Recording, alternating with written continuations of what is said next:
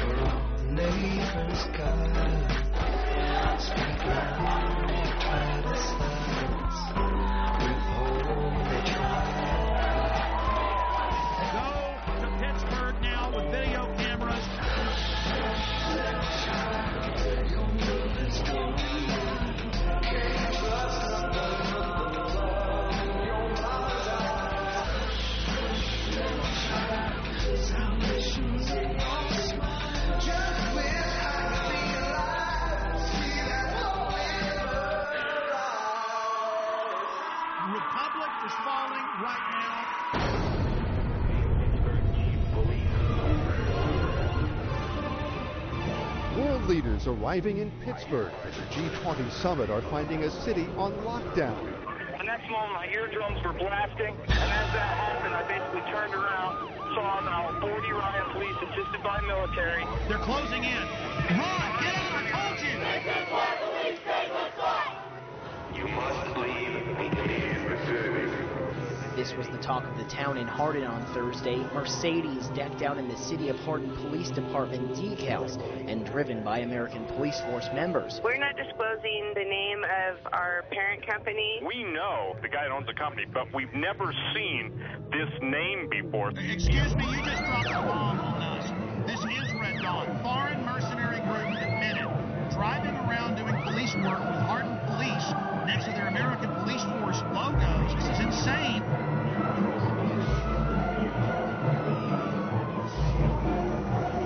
Passengers describe a terror attack and the arrest of a suspect. So he's a controlled asset, and of course it's not a matter of failure to connect the dots. The FBI now has 5 versions of their story. Can you add how they were already getting in Yemen? That's now confirmed. The scanning machines that we currently are beginning to deploy. He told me to go through the scanner, and I said no. It's a real act of submission. They were involved in a cover-up. Kurt, this is huge.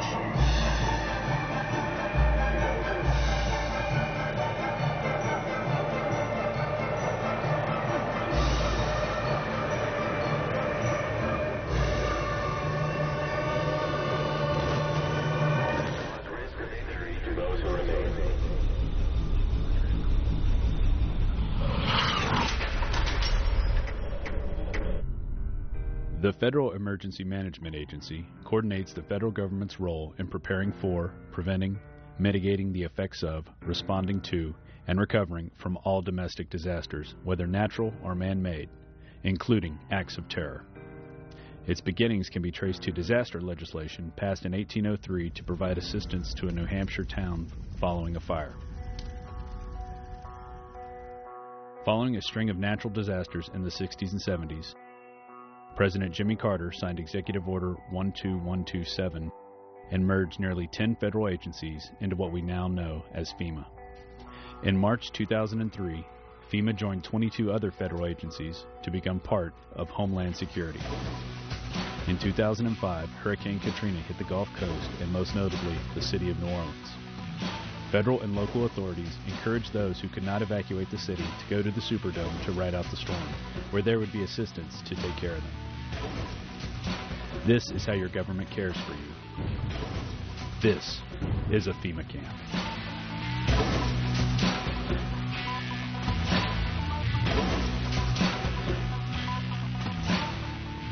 And that's all we're hearing about are the people in New Orleans. Those are the only ones that we're seeing on television are the scumbags who were left in New Orleans or who decided to stay in New Orleans, and they're getting all of the attention.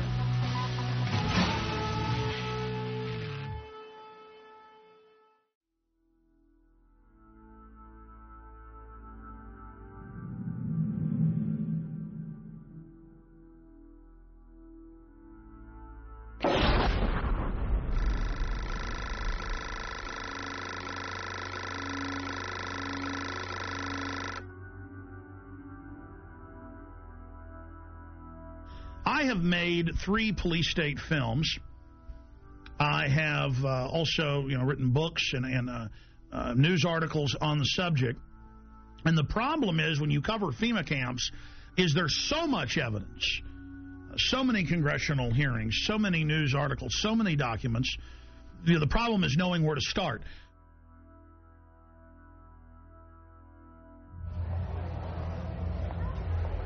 Executive orders.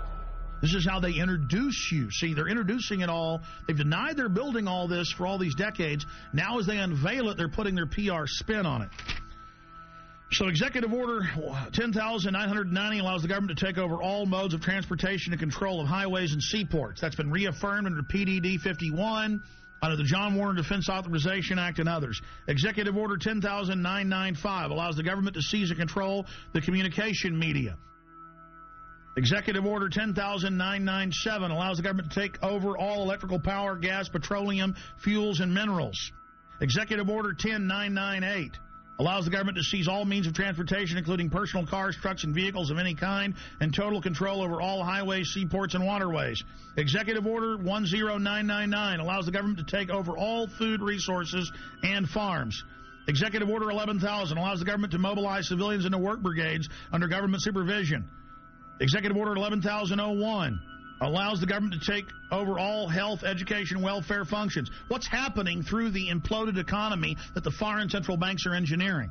So they make you be beholden to the government. Designates the Postmaster General to operate a national registration of all persons. That goes on through the Selective Service. Executive Order 11003 allows the government to take over all airports, aircraft, including commercial aircraft. Remember when they shut down all flights after 9/11? Executive Order 11004 allows the Housing and Finance Authority to relocate communities, build new housing with public funds, designate areas to be abandoned, and establish new locations for populations. Remember Louisiana, Mississippi, Katrina? Brownie, you're doing a heck of a job. The FEMA director is working 24 hours. Executive Order 11005 allows the government to take over all railroads, inland waterways, and public storage facilities. Executive Order 11,051 specifies the responsibility of the Office of Emergency Planning and gives authorization to put all executive orders into effect in times of increased international tensions and economic or financial crises. Executive Order 11,310 grants authority to the Department of Justice to enforce the plans set out in executive orders, to institute industrial support, to establish judicial and legislative liaison, to control all aliens, to operate penal and correctional institutions, and to advise and assist the president. So that's your FEMA camps. Executive Order 11,049 assigns emergency preparedness functions to federal departments and agencies, consolidating 21 operational executive orders issued at 15-year period. Executive Order 11,921 allows the Federal Emergency Preparedness Agency to develop plans to establish control over the mechanisms of production and distribution of energy sources, wage, salaries, credit, and the flow of money in U.S. financial institution. In any undefined national emergency, it also provides that when a state of emergency is declared by the President, Congress cannot review the action for 6 months.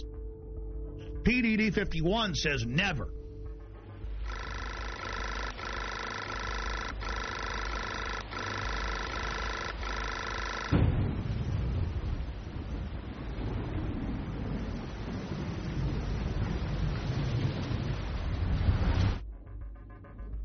Up on screen are photocopies of the Miami Herald, and this goes back into the 1980s when they had congressional hearings dealing with shadow government and martial law. There's the headline, The Secret Government.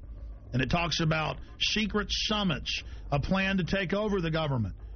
And it shows the people that were in charge of the continuity of government, Dick Cheney and others. And then we have a congressional hearing where we have Congressman Jack Brooks and others during Iran-Contra bringing up the secret plans, and they're told by Congressman in a way that that can't be discussed. It's a national security issue. In the 1980s, the concentration camp program got a big boost.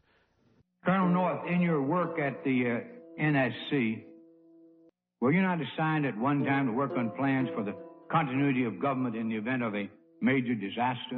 Mr. Chairman. I believe that question touches upon a highly sensitive and classified area, so may I request that you not touch upon that, sir. I was particularly concerned, Mr. Chairman, because I read in Miami papers and several others that there had been a plan developed by that same agency, a contingency plan in the event of emergency that would suspend the American Constitution. And I was deeply concerned about it and wondered if that was the area in which he had worked. I believe that it was, may I most respectfully request that that matter not be touched upon at this stage. If we wish to get into this, I'm certain arrangements can be made for an executive session.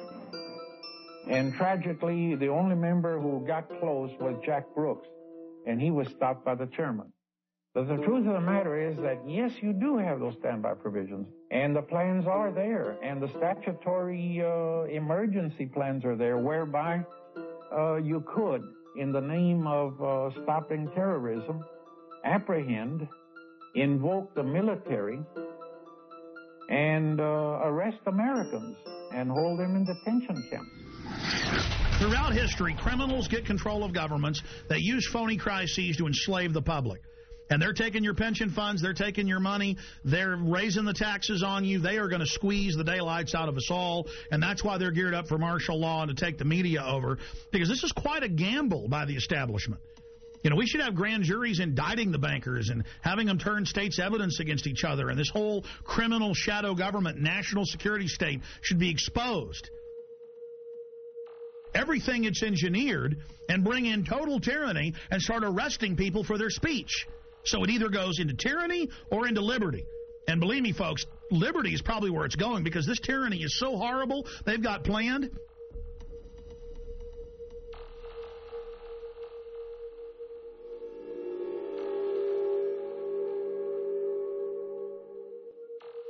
Let's go ahead and go to Congressman a year and a half ago on the Homeland Security Board wanting to know about PDD 51. Now, this fight went on for a year. The cover sheet of Presidential Decision Directive 51 stated the president's a dictator. Congress has no power during any emergency, including economic. So now Congress isn't involved in continuity of government when Congress is co-equal to the president and the courts. In fact, the Founding Fathers said Congress was above the courts and the president, but then later courts said, no, they're equal. Now they're saying they're not. Okay? Because it's harder for a dictator to take control in the Congress because there's 500 people. Separation of powers. The president is where your main dictator will come from, so it's the weakest. It follows the orders of Congress and then executes those orders. But then the chairman of the Homeland Security Committee said, I am co-equal with the president in national security. Let me see PDD 51. And they were told no. But the cover sheet alone states the president's a dictator. Then we see last year PDD 51 being executed, and members of Congress, Senator Inhofe and others, being told martial law will be declared if you don't hand total control and immunity over to the banks. And they followed orders and did it. So the martial law is now in place. And with that comes the FEMA camps. Will we get to that place? Not if we expose it. But we're already got our neck in the noose here. Is the executioner going to pull the lever? I don't know. Let's continue with the congressman talking about PDD 51. Most Americans would agree that it would be prudent to have a plan to provide for the continuity of government and the rule of law in case of a devastating terrorist attack or natural disaster. A plan that would provide for the cooperation, the coordination, and continued functioning of all three branches of the government. The Bush administration tells us they have such a plan. They introduced a little sketchy public version that's clearly inadequate and doesn't really tell us what they have in mind. But they said, don't worry, there's a detailed classified version. But now they've denied the entire Homeland Security Committee of the United States House of Representatives access to their so-called detailed plan to provide for continuity of government. They say, trust us.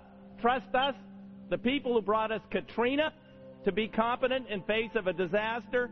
Trust us, the people who brought us warrantless wiretapping and other excesses eroding our civil liberties. Trust us. Maybe the plan just really doesn't exist, and that's why they won't show it to us. I don't know. Or maybe there's something there that's outrageous. The American people need their elected representatives to review this plan for the continuity of government. All right, that's Congressman Peter DeFazio. Now, that was a year and a half ago. Mr. DeFazio, the cover sheet says the president's a dictator and that Congress has no authority over continuity of government. That's why they're now saying Congress can't see it, because they're declaring and executing that power.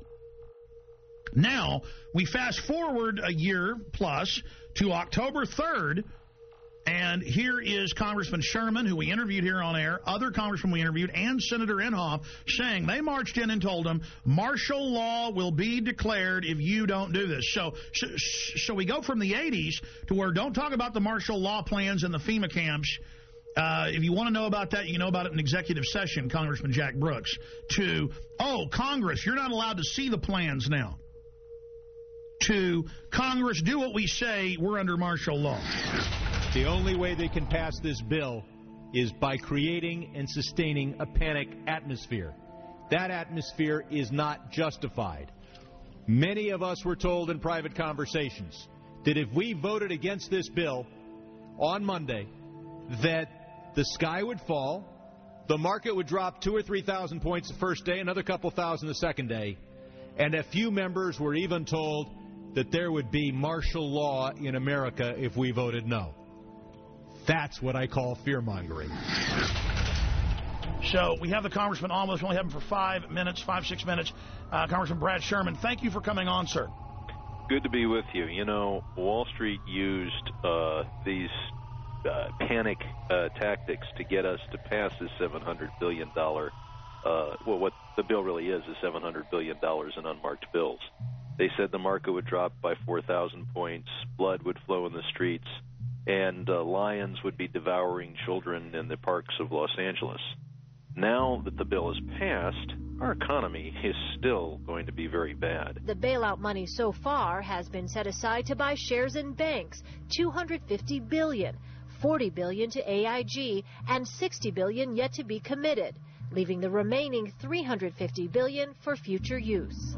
We've got to do everything we can to focus people's attention on this bill as it's carried out, because it allows Paulson to go up to Wall Street. He can give money to one firm. He cannot return phone calls from another firm. He can He can, if he wants, finds out which firms are donating to the 527 organizations, which take secret contributions and then make political advertising. He can look at the RNC donor list. He can do anything he wants. Let's go back to what you said on the floor in the last 24 hours about members of Congress, and I've talked to some. They're afraid to even come on and talk about it, being told there will be martial law in America, and we'll just do this with or without you if you don't do this. That is incredible, and I just had the former head of the Treasury on earlier, Dr. Paul Craig Roberts from Reagan, had a policy saying that this gives them economic martial law. Is that not terrorism? Is it? I mean, is not the definition to threaten harm or carry out harm for a political aim, sir? Well, but keep in mind, we passed the bill, and I'm told the market is down. Sir, here's the $64 million question. You and other members of Congress say, yeah, well, there were some people threatening martial law, but we don't think they meant it. They were just trying to fearmonger, which I call terrorism, into it. That's a huge issue. Specifically, sir, we need to know names. Who told you that they were told that martial law and blood in the streets, as you said, would happen? Private conversations between members on the floor, you really can't reveal without the permission of the other party. I understand, but were there arm twisters coming up, or were they scared? I mean, how was it said specifically? What we have to do is expose those circumstances where we're bailing out a particular firm, and how many of the executives at that firm are continuing to make $1 million a year, $5 million a year, $20 million a year. There's going to be a lot of information that is not public, and it's going to take investigative reporters to find out things that congressmen can't find out and that the public is not going to be aware of. I have to go right now, but it's been a pleasure being with you.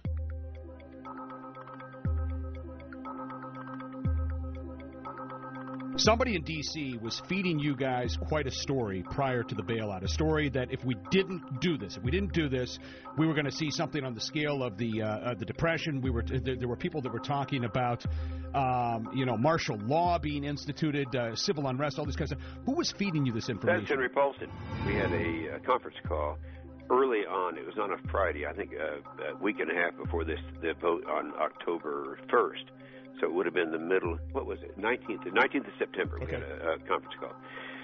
In this conference call, and I guess there's no reason for me not to repeat what he said, but he painted this picture you just described. He said, this is serious. This is the most serious thing that we face. It's going to be far worse than the Great Depression of the 30s.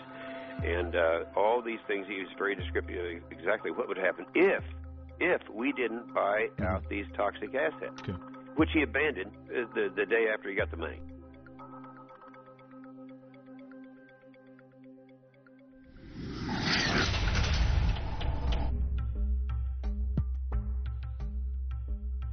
Okay, here's our top story. Obama signed this 7 days ago on January 11th, 2010.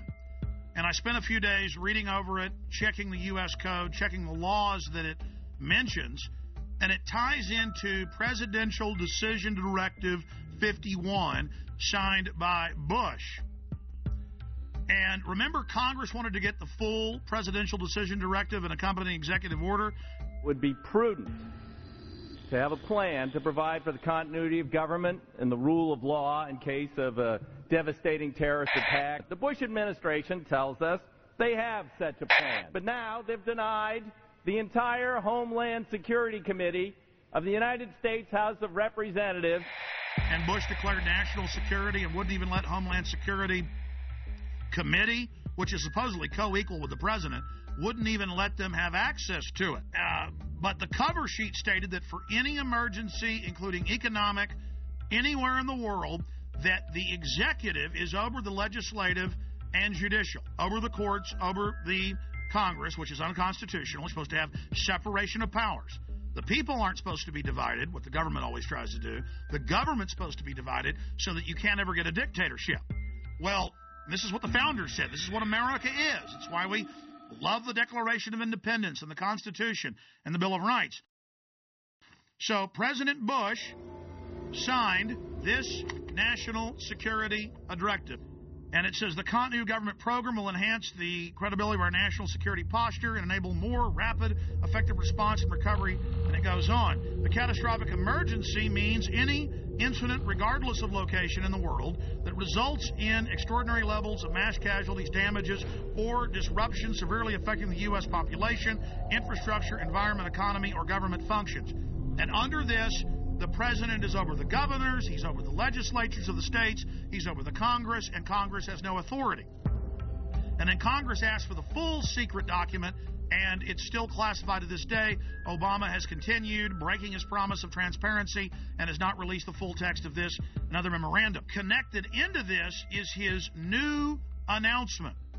His new announcement. He is creating, with this executive order titled Establishment of the Council of Governors, it says here in the document that they are taking the governors, the states, the police forces, everything under the control of NORTHCOM, that's the Pentagon, and Homeland Security. But don't worry, the states have their say. The president is going to appoint the 10 members 5 governors from the Republican and 5 governors from the Democrats. Kind of like Bush called the 9/11 Commission independent when he appointed it, or Janet Reno appointed her own Waco investigation team.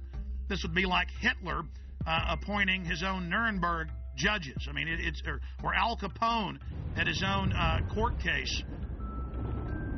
I mean, it's just absolutely ridiculous. And there it is at whitehouse.gov, the executive order for anyone that wishes to see that for themselves. Separately, I have the Rand Corporation's plan that they put out last year. And this plan, the Stability Police Force for the United States, justification, options for creating U.S. capabilities. This has already been implemented covertly in the last 15 years. But now they're just being open about it. And it has all the maps here of how Stability Police Force headquarters to run your local city. They have systems for medium-sized police forces, large police forces. They have the Stability Unit for small police units. Again, Communist Russia had this. Communist China has this. Russian news is freaking out, saying America gets its own Politburo. On the Richter scale of tyranny, this is about a 10. And it goes back, because now all these conservative groups are going, oh my gosh, it's martial law.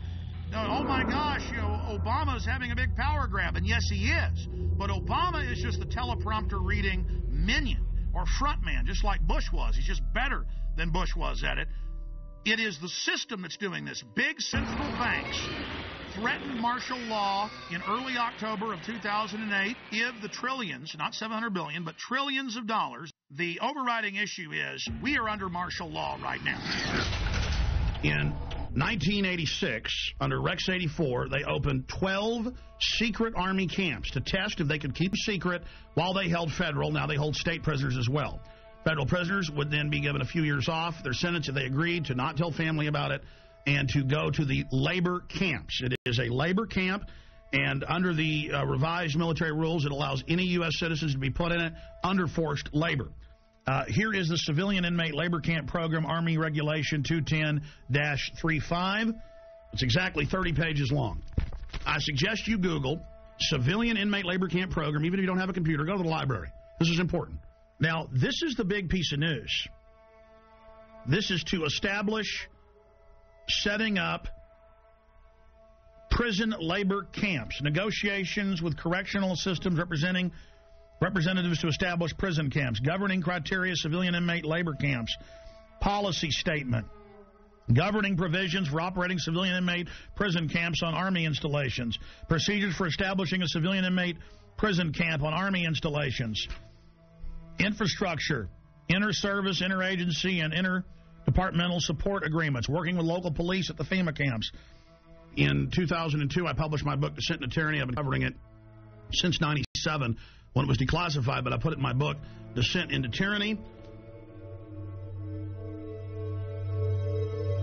This sucker was set up in 1986 at 12 camps. It's since doubled to 24. And from 86 to 97, secretly at labor camps, U.S. citizens, non-military prisoners, were worked on FEMA camps. Now, this was beta testing. They would tell them, you'll be given leniency and only serve half your sentence if you agree to labor. The minute you don't, you'll be sent back on these military bases, but you can't tell anybody national security. See, they were testing, can we keep camp secret from local police or get them to work with us? Can we keep camp secret from the media? So for 11 years, they kept this sucker secret. Reagan, Bush, Clinton. And then Clinton declassifies it and says it's a good thing in 97, and they double the number. We had secret copies of this when I first got on air in about 95, 96, with just the cover sheet of it, and people made fun of us and didn't believe it. Then it was declassified. This is from Army.mil. So here it is, the big kahuna. This is just one section of these, training the troops, training the infrastructure, creating the larger cadres to expand the archipelago of gulags.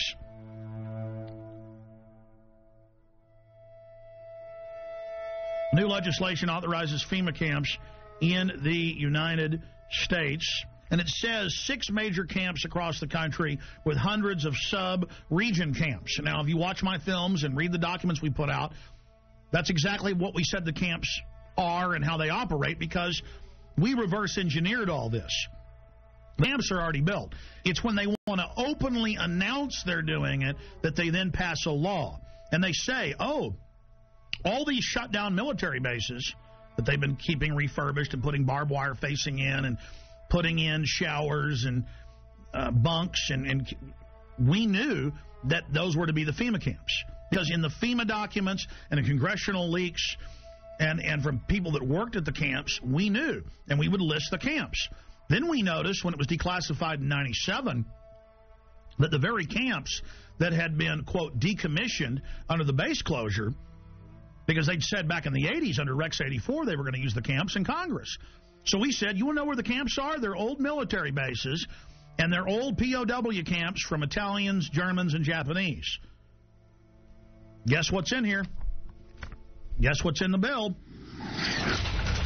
They've reintroduced the National Compulsory Service under H.R. 1444.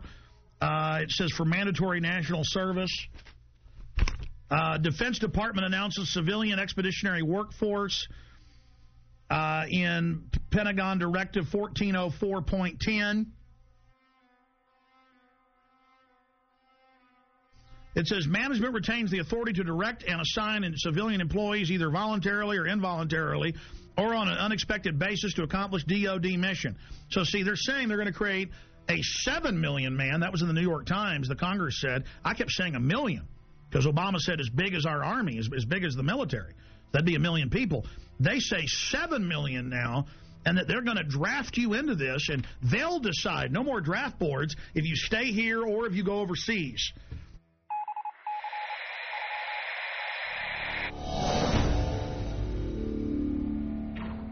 But this just broke. I just showed you the earlier terror training manual saying those that talk about the Constitution are terrorists and are a danger to police, those that are in Second Amendment groups. Here is the MIAC strategic report, and this is 2/2009, the modern militia movement. And they mix in here people that believe there's 9 FEMA regions, people that believe there's a NAPTA superhighway, and they show the official NAPTA superhighway map the government put out. Doesn't exist. Those that don't want RFID chips being planted with them, and they mix it in then with white supremacists and others, and they say, we want you to understand the terrorist symbols. It's don't tread on me flag of the Founding Fathers. You know, the flag of the Founding Fathers, all of it. We're going to go over this. This is amazing. They say in there that there is... no such thing as a New World Order banking takeover, as hundreds of newspapers a day say there will be a new bank of the world that you pay carbon taxes to. It just doesn't exist. You're insane terrorist if you believe it. I remember my grandfathers, and it was normal just when you were at the dinner table, or even my dad, to explain how governments work and how history worked, and they taught the military. You don't have the military on the streets, and we're here to defend the Constitution, Bill of Rights, not what the president says if it violates that. And we've gone from that now to a strategic report, 2/2009, the modern militia movement. And then they mix gun owner groups, pro-gun groups in with white supremacists. They say those that believe in a new world order. These theories vary, but most always involve a globalist dictatorship. They show, and I'm putting on screen right now, official North American Union SPP maps that have been on CNN of how they're going to have every major highway be an international toll road from Mexico up into the deep north of Canada. And they just say it doesn't exist. These people are insane. I mean, this is a high level of psyop, isn't it, Gerald Salente? Well, that's the way they always do things. They lump them all together, and it's one size fits all. I have a question. Do you believe that the military will fire on its people? They're going to stage riots, and then it's going to look like, oh, they stopped the riots. It's reasonable to set the precedent. Like, oh, we do have FEMA camps for medical care where you can stay. The troops are here to help at car wrecks. That's how they're rolling it out. And I believe that I think the way they're going to manipulate the military, I think a lot of them are going to fire on U.S. citizens. Because that's a question we're going to pose in the Trends Journal in the next edition. And I happen to agree with you They'll stage riots. We always see these people that they call anarchists that always have black, always have dressed in black and have masks on. They've been caught being police sorry, go ahead. No, exactly. No, I agree with you. And I think that they are going to fire on the people, unfortunately. No, don't shoot me, please! Don't shoot me! I haven't done anything! Don't shoot! In this training manual that's going out to police everywhere in the country, it has a, don't tread on me flag. It shows America, freedom to fascism, and the film Zeitgeist in it. We just showed that, and shows it next to the Turner Diaries, which was a white supremacist thing about killing police. So see how they do guilt by association. I mean, this is just off the charts, and this was sent to me by the Missouri Information Analyst Center. A police officer sent it to me. That's where they got it from. And I've seen these in Texas versions and others. It's the same thing, but they're updating it. I mean, how do they say none of this exists and then mix in mainstream things that are happening with white supremacists and tell police that people are dangerous if they're into this? You're watching Police State 4, The Rise of FEMA. I wanted to take a little break out to explain the history of the Police State documentary films. In 1999, in 2000, and 2001, I made the seminal Police State films that were a viral success on the web and on VHS and DVD. Fast forward 8 years later, it's all come true. Not because I have a crystal ball, but because I'm looking at government documents, I'm looking at the facts, I'm looking at their own white papers. If we can expose the FEMA camps and the executive orders and the shadow government, their system will fail. I've made the film, Police State 4. It's now up to you to get it out to everyone you know. And yes, we need your support. We offer and promote the fact that they're free on YouTube, Google, and thousands of other video sites. We put them out for free. But we do ask you to give us the seed money, the support to run our websites, to do the syndicated radio show, and to make future films. So if you want this documentary in the best quality available and to have the expanded extras, please visit Infowars.com and purchase Police State 4, The Rise of FEMA. You can call toll-free, 888-253-3139. You can visit Infowars.com or PrisonPlanet.com. If it hasn't been blocked in your country yet, many have. You can also write to us at Infowars, P.O. Box 19549, Austin, Texas 78760. PrisonPlanet.tv is a better tool than ever in the info war. Over 6 years of my radio and TV shows, all my films in super high quality, my book, Paul Watson's book, all there, 15 cents a day. Your support of PrisonPlanet.tv empowers the resistance to unlock minds worldwide. The destiny of Police State 4, The Rise of FEMA is in your hands. I'm asking all of you to have public viewings, to make copies, and to give to everyone you know. The power of humanity and the human spirit is unstoppable if you'll simply unleash it, if you'll simply take action and turn it loose. I salute you all. Good evening, my fellow Americans. We have been compelled to create a permanent armaments industry of vast proportion. We annually spend on military security alone more than the net income of all United States corporations. We recognize the imperative need for this development, yet we must not fail to comprehend its grave implications. Our toil, resources, and livelihood are all involved. So is the very structure of our society. In the councils of government, we must guard against the acquisition of unwarranted influence, whether sought or unsought, by the military-industrial complex. The potential for the disastrous rise of misplaced power exists and will persist. We must never let the weight of this combination endanger our liberties or democratic processes.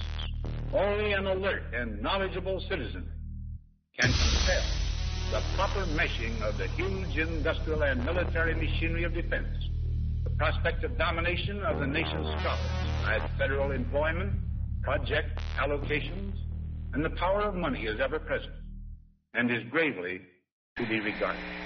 We must also be alert to the equal and opposite danger that public policy could itself become the captive of a scientific, technological elite. We cannot mortgage the material assets of our grandchildren without risking the loss also of their political and spiritual heritage.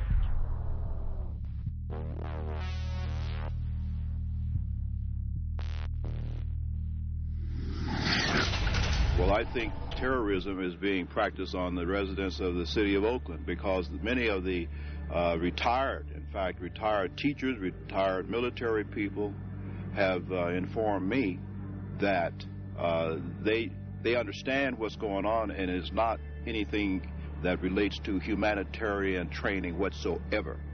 This is a psychological, as we in the research community say, this is a psyops. They're preparing people for what is coming, not what is being presented today. So you're saying they're preparing people to accept it with incrementalism? That is correct. Like the old frog example. You know, you put the frog in the water and you just gradually continue to raise the heat on the water until the frog is cooked. And that's the way it works. The problem is that the local people in general, just will not take their heads out of the sand. I'm going to tell everyone I can, listen, we have a serious problem. And it's called a police state. It's called a police state.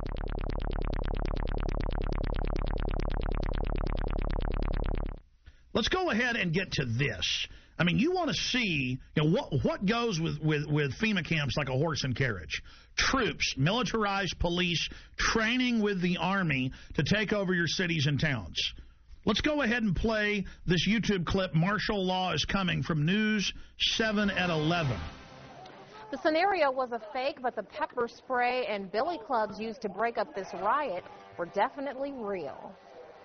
Good evening, I'm Miranda Stevens. Whether it's terrorism, riots, or any major disaster, local agencies will be the first to respond.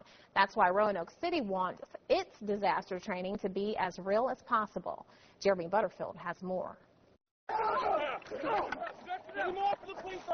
It's supposed to look like a riot, and the scene at William Fleming High School had all the elements. I'm one of the rioters that the guard and the police force had to take down and arrest, and did very successfully.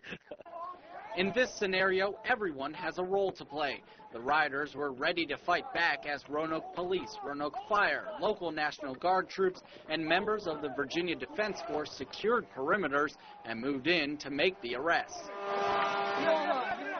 Prior to 9/11, these organizations couldn't communicate and did not work together. They worked to support each other, but not together. And with the recent events of the last 3 to 5 years, we've become very good at working together, which is very important. Of course, these weren't real rioters. The rebels in T-shirts were all members of one of the participating agencies, but you couldn't tell that during the exercise. If you weren't protected by an orange vest signifying you as an observer, you were in danger of being hit by eggs, bottles, billy clubs, or even the occasional well-placed round from a sniper. We try to make this very real, give a real feel to it. We had the fire department provided some live burning out here, so we had smoke, flames, objects being thrown, a lot of chaos. There's going to be a lot of chaos in a civil disturbance situation, and that's what we want to try to incorporate as much as possible. Teamwork plays a major role. Mountain Police had to coordinate with the fire department, while National Guard troops marched in formation toward the rioters. Without cooperation throughout all the agencies, the rioters would have quickly taken control. I think everybody learned a little bit. Mistakes are made, but we'd rather make those mistakes here than in a real situation. This was the 4th year the agencies have participated in this drill, and organizers say the old adage, practice makes perfect, certainly holds true in the face of disaster. And then, see, you talk about this, and mainstream writes articles about me like I'm crazy, making up troops and troop deployments when it's the Army Times, the Army War College. Hundreds of newspapers have announced it, and then I say, hey, that's tyranny, and they go, shut up, Jones doesn't exist. InfoWars story on illegal Tennessee checkpoint prompts action by governor.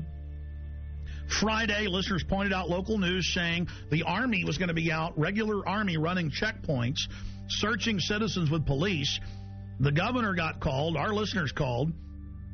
The Whiteville Police Department had plans to conduct a seatbelt checkpoint on Saturday, April 4th at Highway 64 within the city limits of Whiteville. The checkpoint was planned to be in conjunction with Homeland Security and the 251st Military Police in Bolivar. After learning about this, I contacted Representative Johnny Shaw, who represents that area, ask you about this. Representative Shaw, you looked into this, and can you tell me what you've learned and where this stands now? I can. Actually, this has been canceled. Some calls were made to the governor's office about this on earlier today, this Friday, and of course the governor just simply said, I don't need another headache. It was a bad idea in the first place. I mean, during this climate, in this day and time which we live, can you imagine the Army stopping you for a seatbelt check? You know. We'll follow up with you on that, sir, and find out what steps are taken to protect, to see that something like this the public is notified in the future.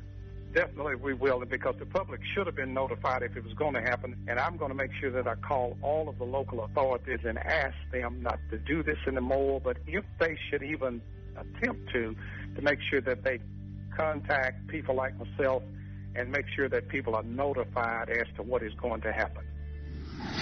Representative John Shaw just joins us for a few minutes, representative from Tennessee, District 80. Sir, thank you for coming on with us. Sure, you're welcome. Thank you for having me, Alex. You bet. Now, we played the clip earlier of you on a local news station talking about Army checkpoints. The governor found out, thanks to you and others, and canceled it. Can you just in a nutshell tell us exactly, specifically what was going on? Yes, I can. First of all, I have got to check. Now, I don't have concrete facts, but I don't think the military has, first of all, any jurisdiction to be checking seatbelts. When you look at the fact of a military unit being out, your daughter, my wife, or someone driving through a roadblock with all of these local officials, the Army and everybody out there, I think it's just going to scare people to death. I think our local and state officials have the staff when needed to check seat belts, to do a seatbelt check without the Army getting involved. And I just don't think it's a good idea.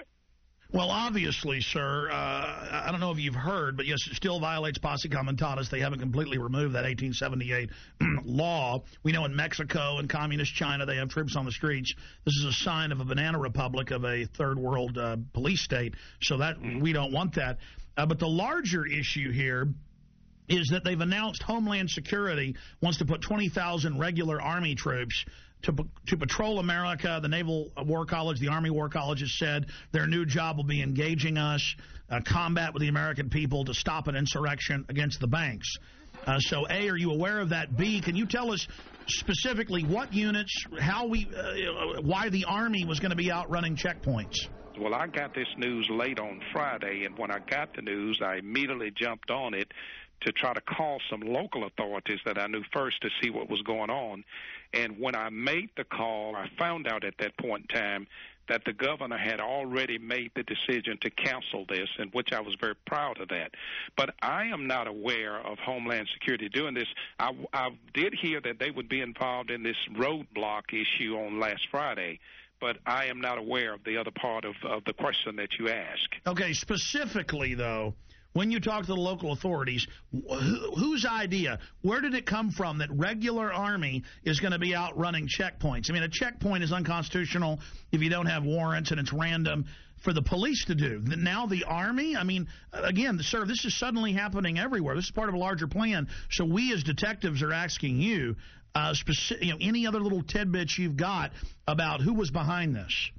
Well, and I don't know, Alex. I can't answer that question other than the fact that it was going to take place in a little area of my district in a town called Whiteville, Tennessee, which would lead me to believe or to assume that the chief of police there was the one who orchestrated this idea. Was the state involved?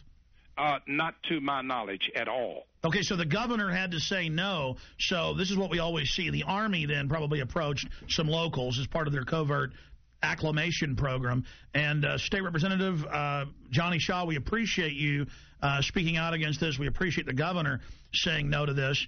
Can you, just in closing, speak to why you were concerned about it and against it?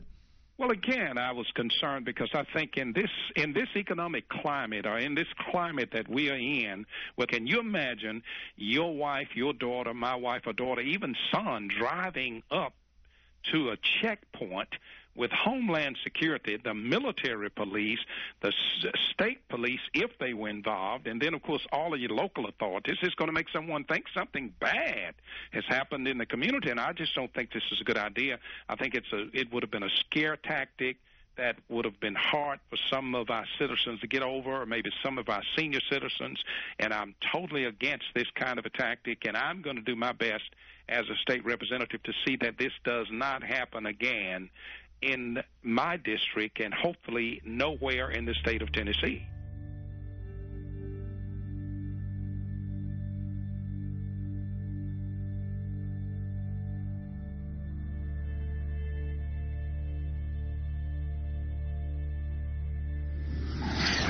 Now, this is being done to acclimate the public so they don't panic when troops take over the city hall, the county, the state. This is high treason. And Obama has taken all these new powers that Bush claimed and has expanded them day one. And suddenly the left that was against it isn't saying a thing. So that's part of the preparation. Guardsmen to conduct urban training at Arcadia in April. This is going on, scaled back now. It says in this article, going door to door, asking if they can search homes looking for weapons. And they practice raiding the local gun shop. And this is for domestic operations. Lieutenant Colonel, I really appreciate you coming on such short notice, sir. My pleasure. Thanks for the invitation. You bet. I saw this article out of the Daily Times Herald in Carroll, Iowa. Have you seen that? I sure have. And it's telling us about an urban warfare drill to be held in several towns. Can you tell us about that? Sure. It's actually a planned training event to provide our soldiers with greater proficiency at what we call cordon and search, which is a mission that, just for a little background, we've deployed nearly 13,000 members of the Iowa National Guard in the global war on terror. And the vast majority of those have been in Iraq and Afghanistan. And one of the missions that they perform in Iraq and Afghanistan on multiple occasions is cordon and search, where basically you are trying to get to an area, cordon it off to make sure everything's safe, and then actually search for caches of weapons or other kinds of contraband which could harm American forces and other like Fallujah, what we saw in Correct. Fallujah. Mm-hmm. Correct. Exactly. So because of where we're located in Iowa, there are no active duty bases in Iowa, so we kind of have to create our own urban training environments. So the plan on this particular training event was to actually use a small town of about 450 people. The town has actually kind of adopted the unit, which is called Company A, 1st Battalion, 168th Infantry, and they were more than willing to participate in the exercise.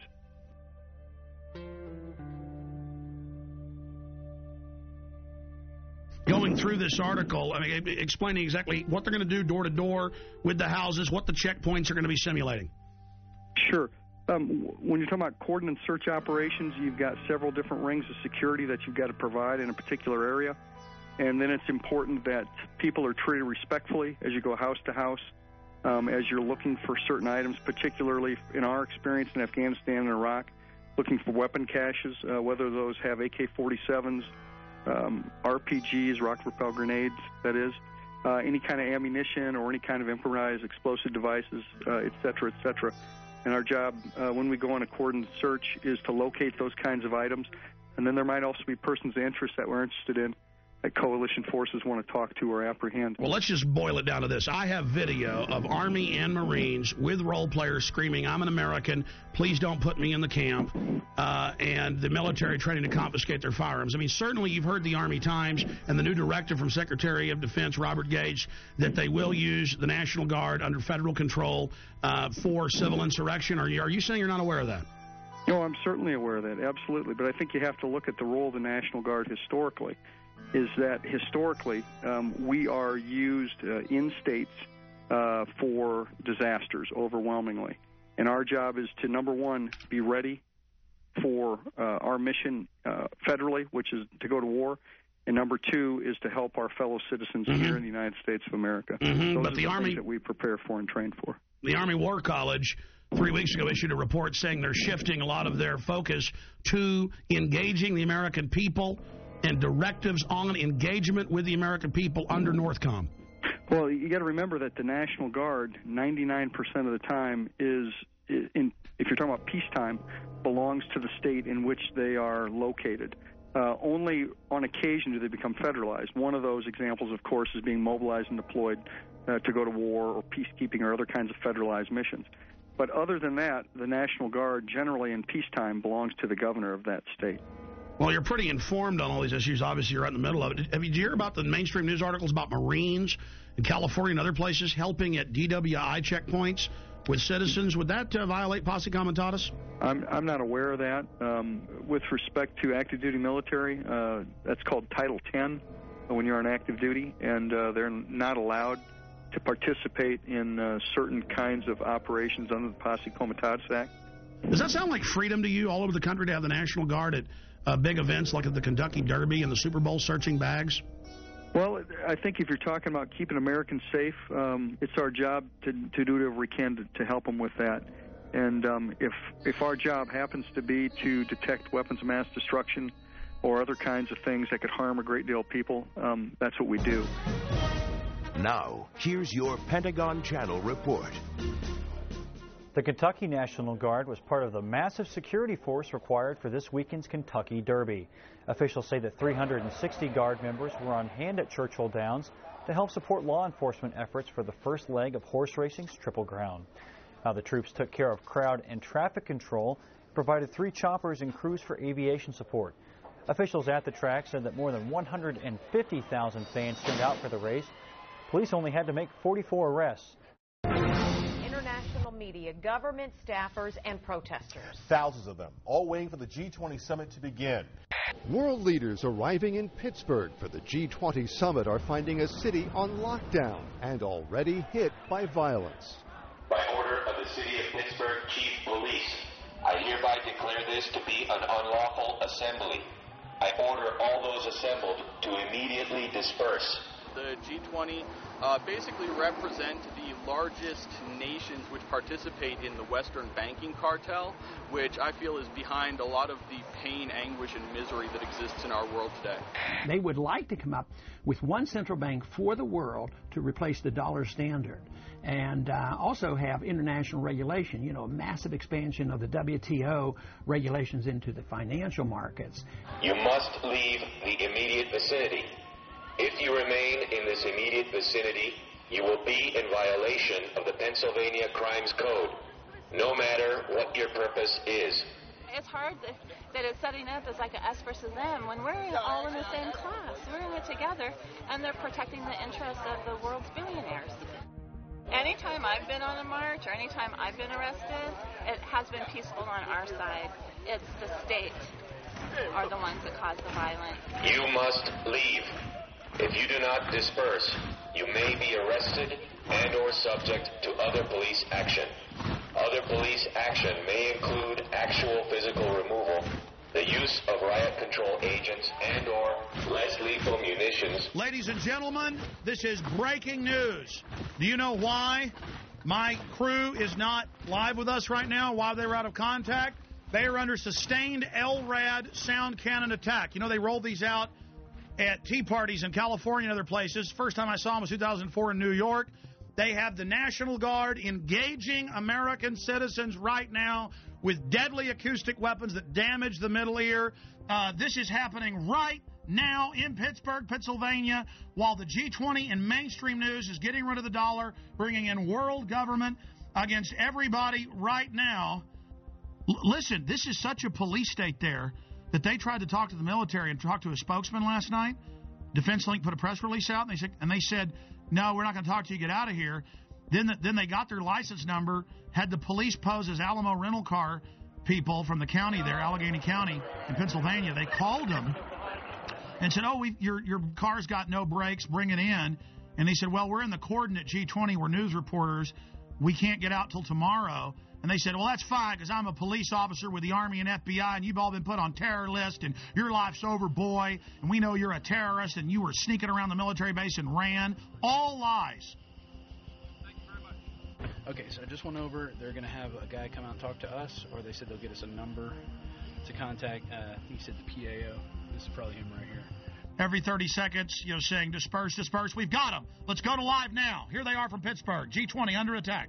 Yeah, we're on 33rd and Liberty, and we just passed they had the street blocked off, and they were using the sonic weapon on us. They were using it to broadcast, and then they would ramp up the signal for a brief second to let them know that they could, blow some eardrums out. It got pretty loud. I hereby declare this to be an unlawful assembly.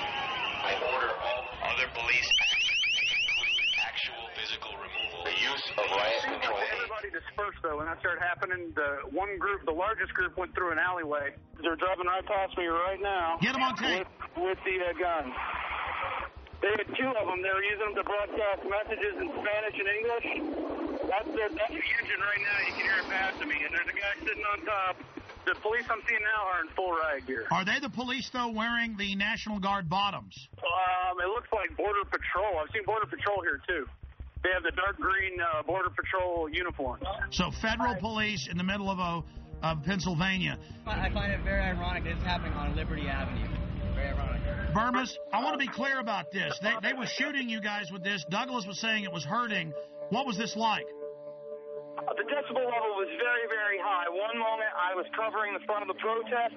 The next moment my eardrums were blasting. And as that happened, I basically turned around, saw about 40 riot police assisted by military, and I ran up and I got all the footage I could. Every once in a while I'd have to take There you go, assisted by military. So this is the military attacking the American people, because in every news article I see they're together. So that's key for the article Watson's doing. The military was with them. Yeah, absolutely. I mean, they were in military fatigues. SWAT is also here.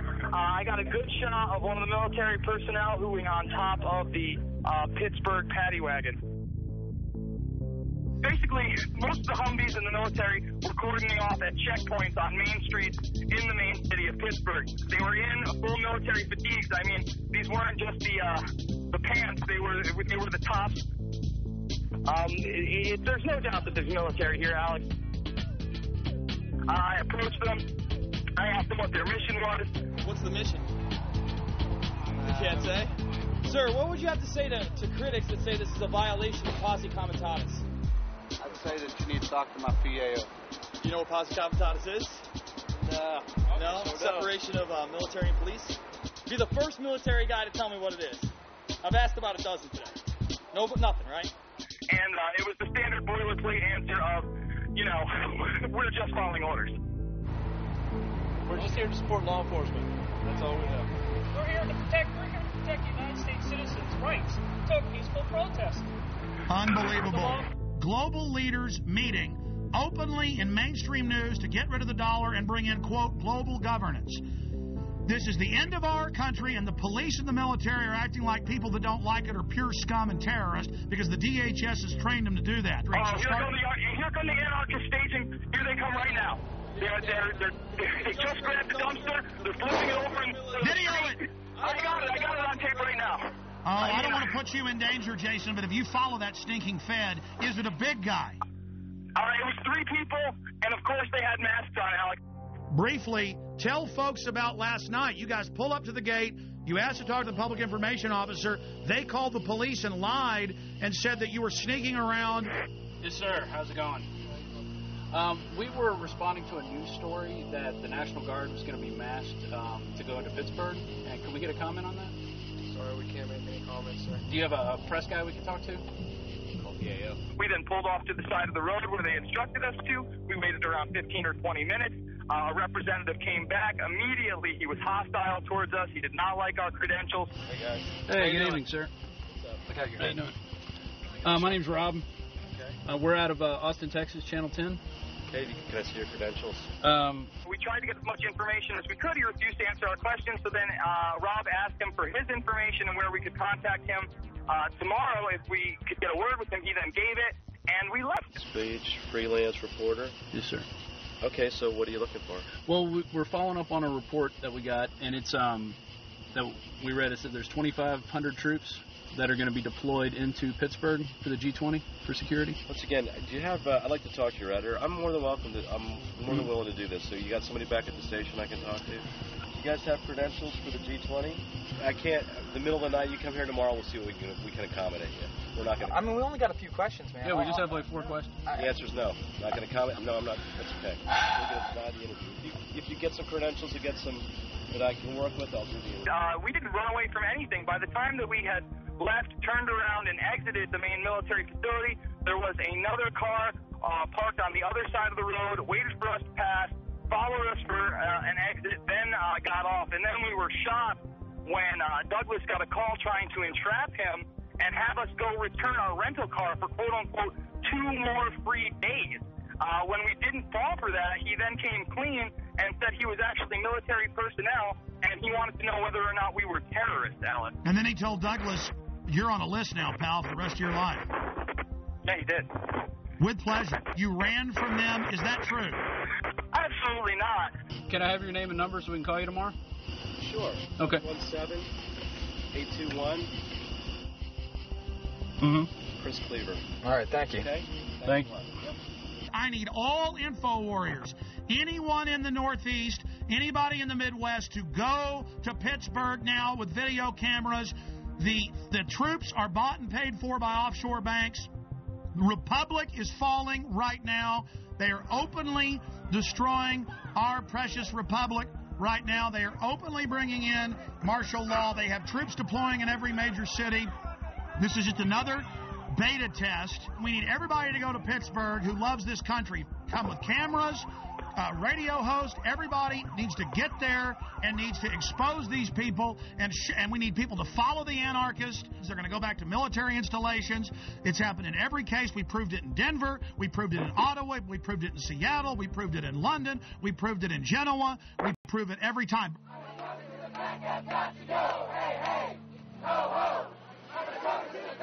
Got to go. Hey, hey. Take me.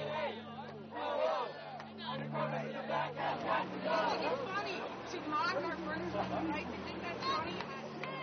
Remember Penn State. Remember Penn State. Remember Penn State. Remember Penn State. You guys take an oath to protect the Constitution. You're blocking peaceful protesters.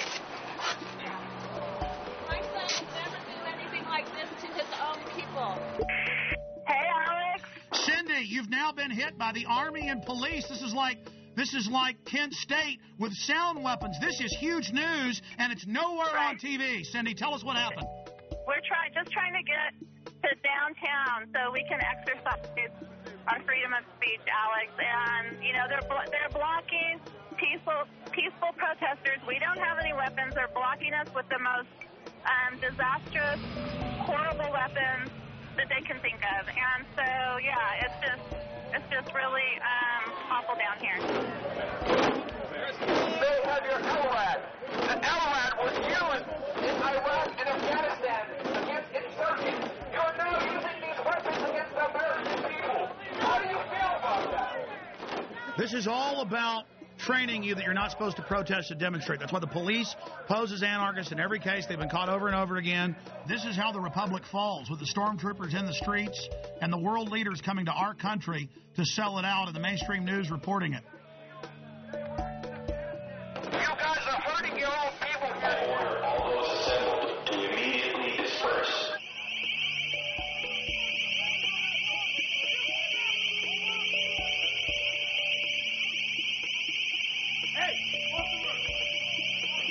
Cindy, did you know they're openly announcing the formation of a world government at this meeting? Yes, I know they are. The head of the EU even spoke out against it, Klaus, at the UN yesterday, and they're openly announcing the end of the dollar. Those troops don't know that their whole savings and their whole family future is gone, and there they are with pleasure, guarding the very government that is illegitimate and criminal. The troops are out here. There are our brothers and sisters. There are sons and daughters, and there are mothers and fathers, and they're turning their guns on us. They're turning their weapons on us, where we really should be marching to the G20 and arresting those guys. Here they come again with their LRAD, Alex. They're coming with it. They have us blocked in. There's nowhere for us to go. This is what police state looks like. By order of the City of Pittsburgh Chief of Police, I hereby declare this to be an unlawful assembly. I order all those assembled to immediately disperse. You must leave the immediate vicinity. If you remain in this immediate vicinity, you will be in violation of Barmas, Yes, sir. did you say that the protesters are turned around because they're blocked in? Yes, they are blocked in. Run! Get out! I told you! Go down the side street, get the hell out of there, or they're going to get you. Get out of there right now. By order of the chief of police, clear this area, or you are subject to arrest. Jason, are you there?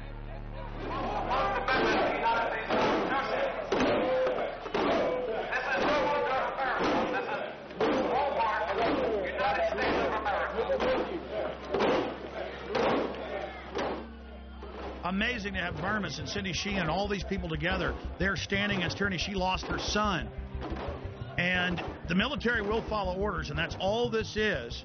And there are the bankers openly setting up world government, bankrupting us by design. It's really happening. Well, here's the Examiner newspaper reporting on these sound weapons at the Tea Parties. It says both town halls took place without incident. However, the use of military device concerned San Diegans. The LRAD crowd control is primarily used in Iraq to control insurgents and can cause serious and lasting harm to humans. And they admit this. I mean, this is just outrageous. Other police action may include actual physical removal, the use of riot control agents and/or less lethal munitions, which could cause risk of injury to those who remain. You must leave.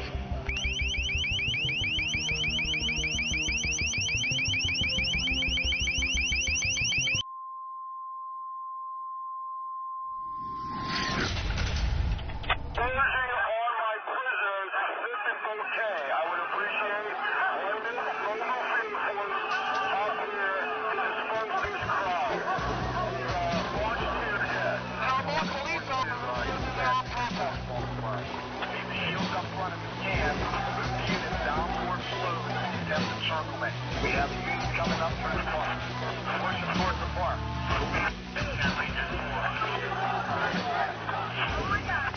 This is how we're going to push them. After we get the encirclement, we're going to push them down forward back towards Chemley Drive Extension. Leave Chemley Drive Extension open so we continue to push. Then we'll establish a skirmish line along Chemley Drive Extension.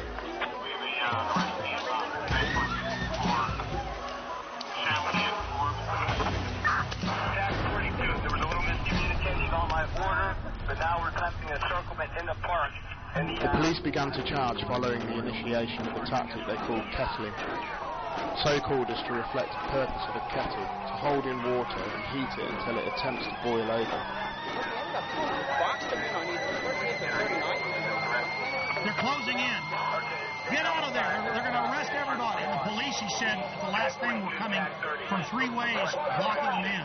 That's what they do. They corner you and then attack.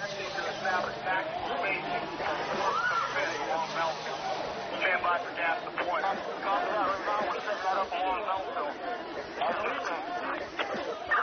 Any units, we have 5th Avenue covered. Unit 30, I'd like to express my professional regard to everyone. They did an excellent job down here in all the operations for G20.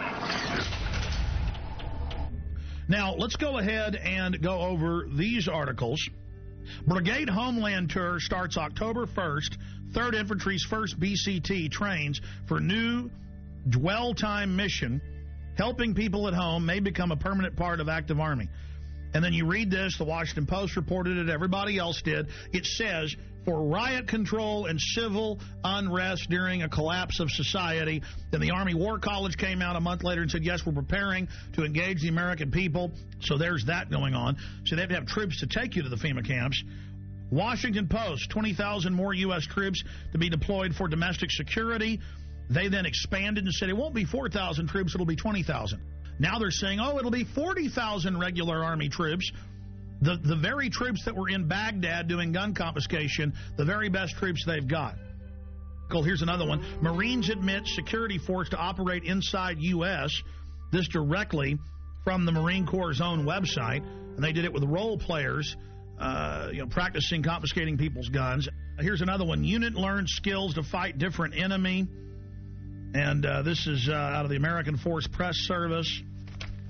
See, this is all part of acclimation. And then in a 4-state area, in the Midwest a few months ago. There was a report about the Army suddenly locking down parts of cities and doing, and then the disgraced Governor Blagojevich announced about 5 months ago, before he had that big scandal, and we played the newscast here where he said we're going to have the Army go door to door confiscating guns in Illinois.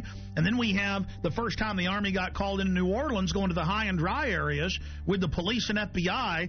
All the weapons will be taken. No one will be allowed to be armed. And then putting people in handcuffs that had guns, taking their guns. Today in New Orleans, they got a lot tougher on the holdouts. Police department at your home! Not only the flooded areas, but New Orleans' driest and wealthiest neighborhoods, too.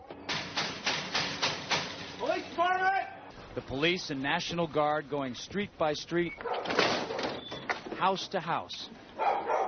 We need to make sure, too, that whenever we knock on doors, people refuse to leave. We need to make note, call it in. They say there are no orders to use force, just strong persuasion, sometimes entering open houses with guns drawn, and instructions to disarm anyone inside. You said guns will be taken? No one will be able to be armed. We will take all weapons. That happened today in this wealthy neighborhood where homeowners had armed themselves to protect their mansions. Residents were handcuffed on the ground. In the end, police took their weapons but let them stay in their homes. They were a little bit threatened because our weapons were bigger than their weapons. For many of the police and guard troops, it is an uncomfortable job to do this in an American city. This guard unit occupied a church, using it as a base camp. They had to leave a note because they could not get hold of the pastor to get permission. It is surreal. Yeah, you never expect to do this in your own country. Chris Montgomery says he'd rather be in Iraq than patrolling American neighborhoods. Walking up and down these streets, you don't want to think about the stuff that you're going to have to do. Somebody pops around the corner. I mean, shoot in America. Yeah. I mean, that's on record. That happened. This is what they're training for. This is what they do the first chance they get. Stop living in denial. Attention, attention, attention. American forces are here to help. Remain calm. We will not tolerate civil disobedience.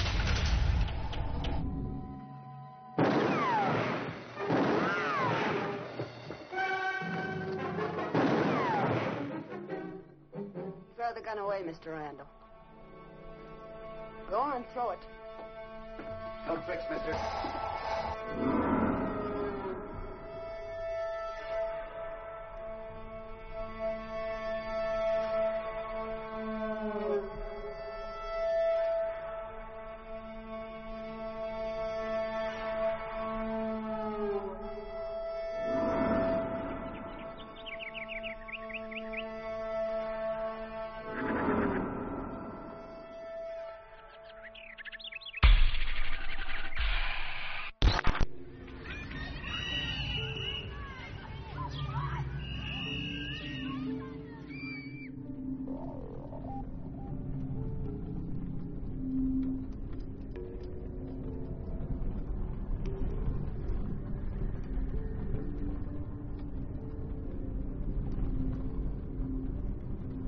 This is the poorest county in Montana, and the $27 million prison has turned into a white elephant.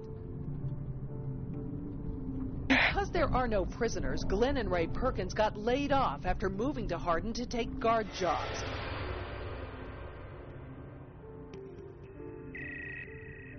When I went to the door, there were two cops standing with their hands on their guns. I've lived in the same town for 26 years. We got 90 and 94 sitting right over here where they intersect, which is a perfect place for a checkpoint. I noticed that they got these mobile checkpoint stations. There's a lot of secrecy going on. I'm concerned about the legitimacy of who they are. Nothing is square in this whole thing.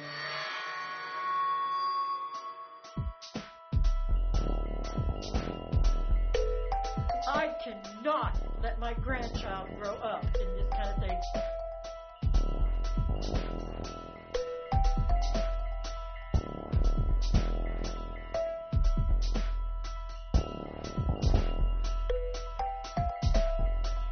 And its main focus is to bring prisoners and jobs to Hardin. We've got a beautiful, beautiful facility here. Becky, it's time to get straight with us now. We need to know these things. I think the people of Hardin need to know this. Becky Schiff, for her pay package, I don't know what she made as a reporter for the Gazette, but I know it wasn't much. But here, she's getting paid $60,000 a year, plus a house, plus a Mercedes. I don't understand who this company is and why they... Follow the money. Where were they 2 years ago? Follow the money. That's all I have to say. Where were they before the ground broke? Follow the money. And its main focus is to bring prisoners and jobs to Think it's mysterious at all? It probably is to those that don't know what's going on. Carrie Smith is the wife of Two Rivers Authority Executive Director Greg Smith, who was recently placed on administrative leave. Well, members of the American Police Force showed up in Hardin yesterday, driving vehicles with Hardin Police written on them. As Color 8's Nick Law reports, it created quite a stir, especially because Hardin doesn't have a city police department.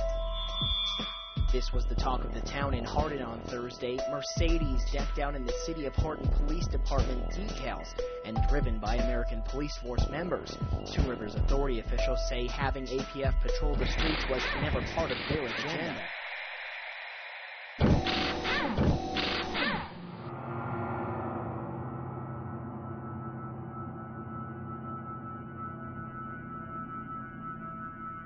Tell people what's really happening here. Well, first of all, Alex, around the country, and it's not just in Montana, but specific areas are being identified as staging grounds. And just recently, we had 12 Tajikistan troops on BMWs. These are the same BMWs that you and I talked about meeting And helicopters. by the way, the UN admits their main force is Tajikistan, Uzbekistan, and Egyptian and Pakistani. That's their main UN force. Well, Steve, we know in Serbia they've had black sites, the secret ghost sites with the kidnap, snatch and grab people.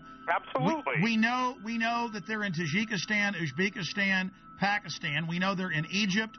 We know they're in Germany. We know they're in Poland. We know they're in the Czech Republic. We also know that they are in other areas. And so this fits the classic MO where they use these private ghost contractors to run this. Oh, I'm having trouble right now even dealing with this and processing it. Man, talk about Spookville, CIAville, black sedans running like roaches when you flip the light on at 3 a.m. in your apartment and there's like big fat roaches going. And they're like, Now, the locals are getting upset by these black Mercedes SUVs that have Hardin, Montana on them and then the double eagle crest just announcing, "We are your police."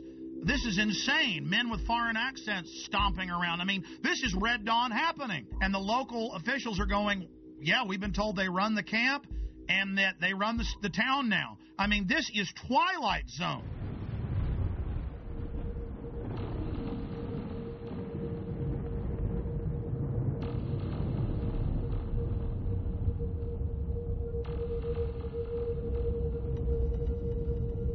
We're going to go to phone calls here in just a moment. Let's talk to Diane in Montana. Diane in Montana, where this is going on. But as Steve said, it's happening everywhere. Diane, what's your info? Okay, September 9th, we had a small incident where there was a bunch of SUVs, black Hummers, you name it. It was all there. They even brought a helicopter in. It was 4 miles from my home. So when we went to check it out, they were all over climbing the mountains in camo, dressed up. They were armed, and they said they were just doing a training exercise. Called the sheriff's office, and we got the same story. It's just FBI training, but it was FEMA, right in Superior. And we're probably about maybe 4,000 population. What did the locals think, and how many FBI FEMA troops were there? Okay, there were 6 vehicles when my husband went right by them. He called back and said, lock down. I don't know what's going on, if there's escaped prisoners or what. Same time, helicopter came through, right overhead. Called his secretary who was coming in on I-90, told her to check that area out and look at it, and that's when she saw all the camo guys all over the mountainside just crawling up. Asked around town. People didn't think anything about it.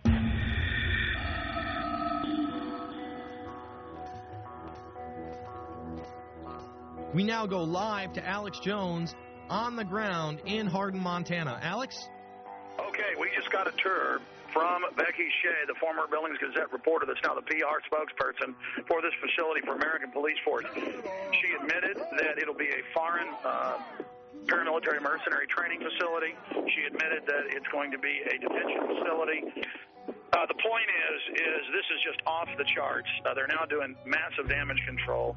They're about to give us a tour of the outside of the facility. I just got a tour of only one wing of this gigantic $27 million facility. They would not let us into most of the areas. Just while I was in some of the offices, I saw blueprints, I saw documents. I'm just going to leave it at that. But this story is definitely the mother lode. This is definitely a black site / ghost site in the United States. They plan to have this be a ghost site, but locals blew the whistle. They were definitely going to try to become the police through the Two Rivers Authority, basically taking over the town of Hardin. This individual is tied in with high-powered Serb operatives. His dad is some type of high-ranking Serb, Chatar, but he won't give anybody else his name. Then you have this Hilton character. Again, that's a fake name. He's Serbian. There are German troops here, German paramilitaries, British paramilitaries, but they're keeping back from us deeper in the facility. Yes, I am in one of the black Mercedes-Benz SUVs inside the detention center. Becky is going to be, I'm going to be using the phone as a microphone so she can give us a live report. Becky, what about Blackwater connections? We've been hearing a lot about that, and the company in several places has bragged that they have Blackwater connections. I've heard so many names that it's just absolutely phenomenal to me. We're not disclosing the name of our parent company, and that's it. We're not disclosing the name of our parent company.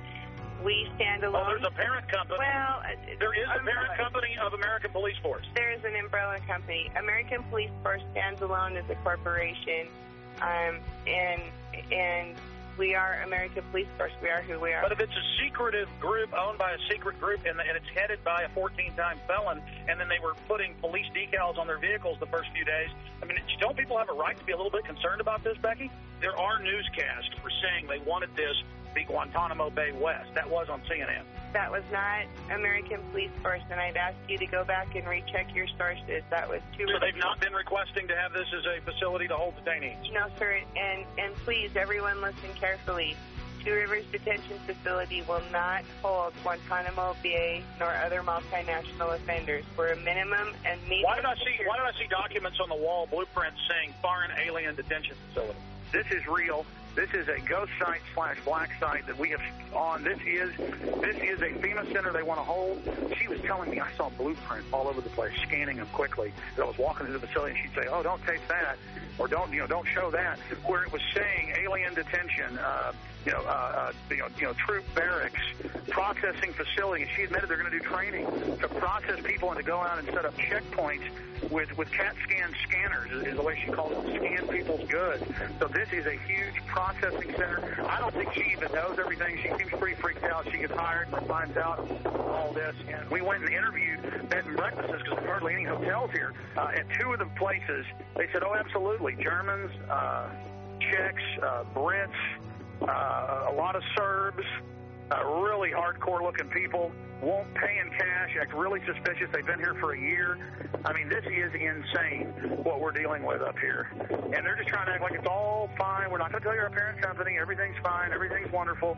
I mean, this is bizarro land. Well, court records from Orange County, California indicate Michael Hilton has a lengthy criminal past, including a 6-year prison sentence for a dozen counts of grand theft and other charges. And we learned just yesterday there's a warrant out for Hilton's arrest in Wyoming. American Police Force pulls out of contract negotiations with Two Rivers Authority. All right, Sarah Gravely joins us now live from the newsroom to tell us more about the latest development in this story. Sarah? Hey, Greg, Kathy. APF spokeswoman Becky Shea says it was a company decision to pull out. She says they learned things about the facility that made them lose interest in the deal.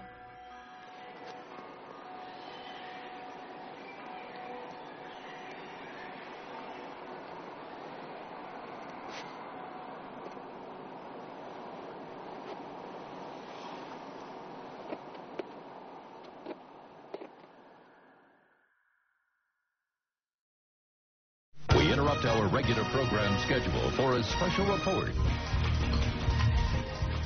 Here is Wall Street Journal. KBR awarded Homeland Security contract worth up to $385 million to build 3 1 million person FEMA camps in the United States.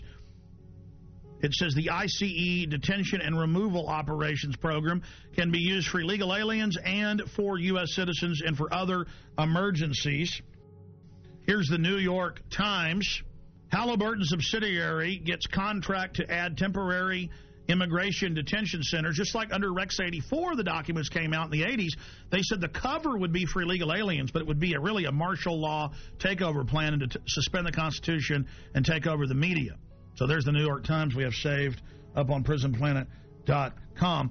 Also, George Bush reopened all the Japanese and German prisoner of war camps in the U.S. and put water in, light in, and then just have them set up and ready. That was in the CBS News. Bush to preserve World War II internment camps. So there's that article.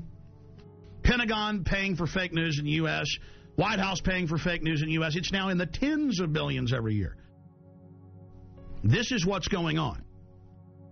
The fake news reports they produced and put on radio and TV that were made by the government. I've had Congress people on talking about how it's illegal, the fake news. All of this is being done. Fake polls, everything. How are they preparing the public? When I saw this at the time, I saw Tommy Franks and Cigar Aficionado. I saw Tommy Franks on CNN, Fox, MSNBC go, gee, I'm real sorry about this, but one more big terror attack, we're going to have a military form of government and martial law. I'm real sad about that, but that's what the American people are going to demand. That's the only thing that will keep them safe. Now, you don't expect him to come out and say, gee, we're going to have a military dictatorship. Militaries throughout history love taking over societies 99% of the time, and America's just been in the exception. No, he's got to introduce it like, gee, shuck, I'm real upset, but it is the only thing that will keep us safe. The Constitution won't survive a WMD attack. And I said at the time, I said, he is part of the Pentagon's billions in fake news. That's illegal. The General Accounting Office has already ruled that they're paying off reporters and people to go on TV. I said, I bet my bottom dollar Franks is being paid off. Now they're rolling them out in the news. The camps will be for you when you're starving during the collapse of society, which is what the IMF and World Bank have done to countless third world countries, and their own documents say they want to do it here. They have to fully bankrupt you so they can consolidate everything with the tens of trillions of fiat currency they're holding and hoarding of taxpayer money. And then once the riots start, which they're trying to push, they have Zbigniew Brzezinski on MSNBC, we played that the other day, saying, I'm really worried about these bankers. They're going to cause riots nationwide. Millions and millions of unemployed. People really facing dire straits. And we're going to be having that for some period of time before things hopefully improve. And at the same time, there is this public awareness of this extraordinary wealth that was transferred to a few individuals. And you sort of say to yourself, what's going to happen in this society when these people are without jobs, when their families hurt, when they lose their homes and so forth? As if he isn't one of the engineers of it. See, they know they've got revolution on their hands. They know that we did our job warning the people and exposing what was happening and putting all this information out, and people found out it was true. Here it is. This is from my film, The Road to Tyranny. I have 18 hours of this. I have them training all over the country. I have them teaching police to arrest anybody with a get us out of the UN sticker. This is what's been going on. Here it is. You're damn right, because think about the Christians, okay? Do you accept Jesus Christ as your Lord and Savior? No. What did they do? They took your head off. They beheaded you if you didn't accept Jesus Christ as your Lord and Savior. See, this is reality. Yeah, they're terrorists, but the bottom line is to them, they are not. When people are passionate about what they believe in, they become a very difficult enemy to beat. Who was the first terrorist organization in the United States? Who? Founding Fathers. Founding Fathers. You mean Thomas Jefferson? Look at this guy. He's talking about the Founding Fathers and people that are committed. He's talking about constitutional terrorists. Before that, the cops are so conditioned, they say, who are the terrorists? Who are the first terrorists? The Founding Fathers. They all know. They all say Founding Fathers. They've already been taught this many times. He says, that's a very difficult enemy to beat. No, you are the enemy when you become an enemy of the Bill of Rights and Constitution and let foreign bankers take us over. Play it again.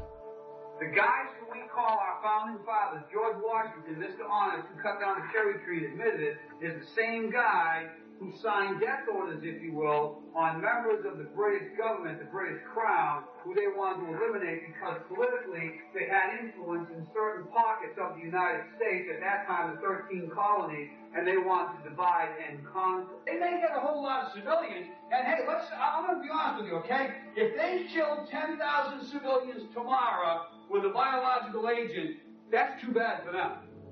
You see, it was all about Bush was going to do this. No, Bush was a puppet. Just like Nixon and Carter and Reagan and Bush and Clinton and Bush and Obama, they're just puppets, and we always obsess over them, and the media acts like they're running something. It's the executive power held by the National Security Council.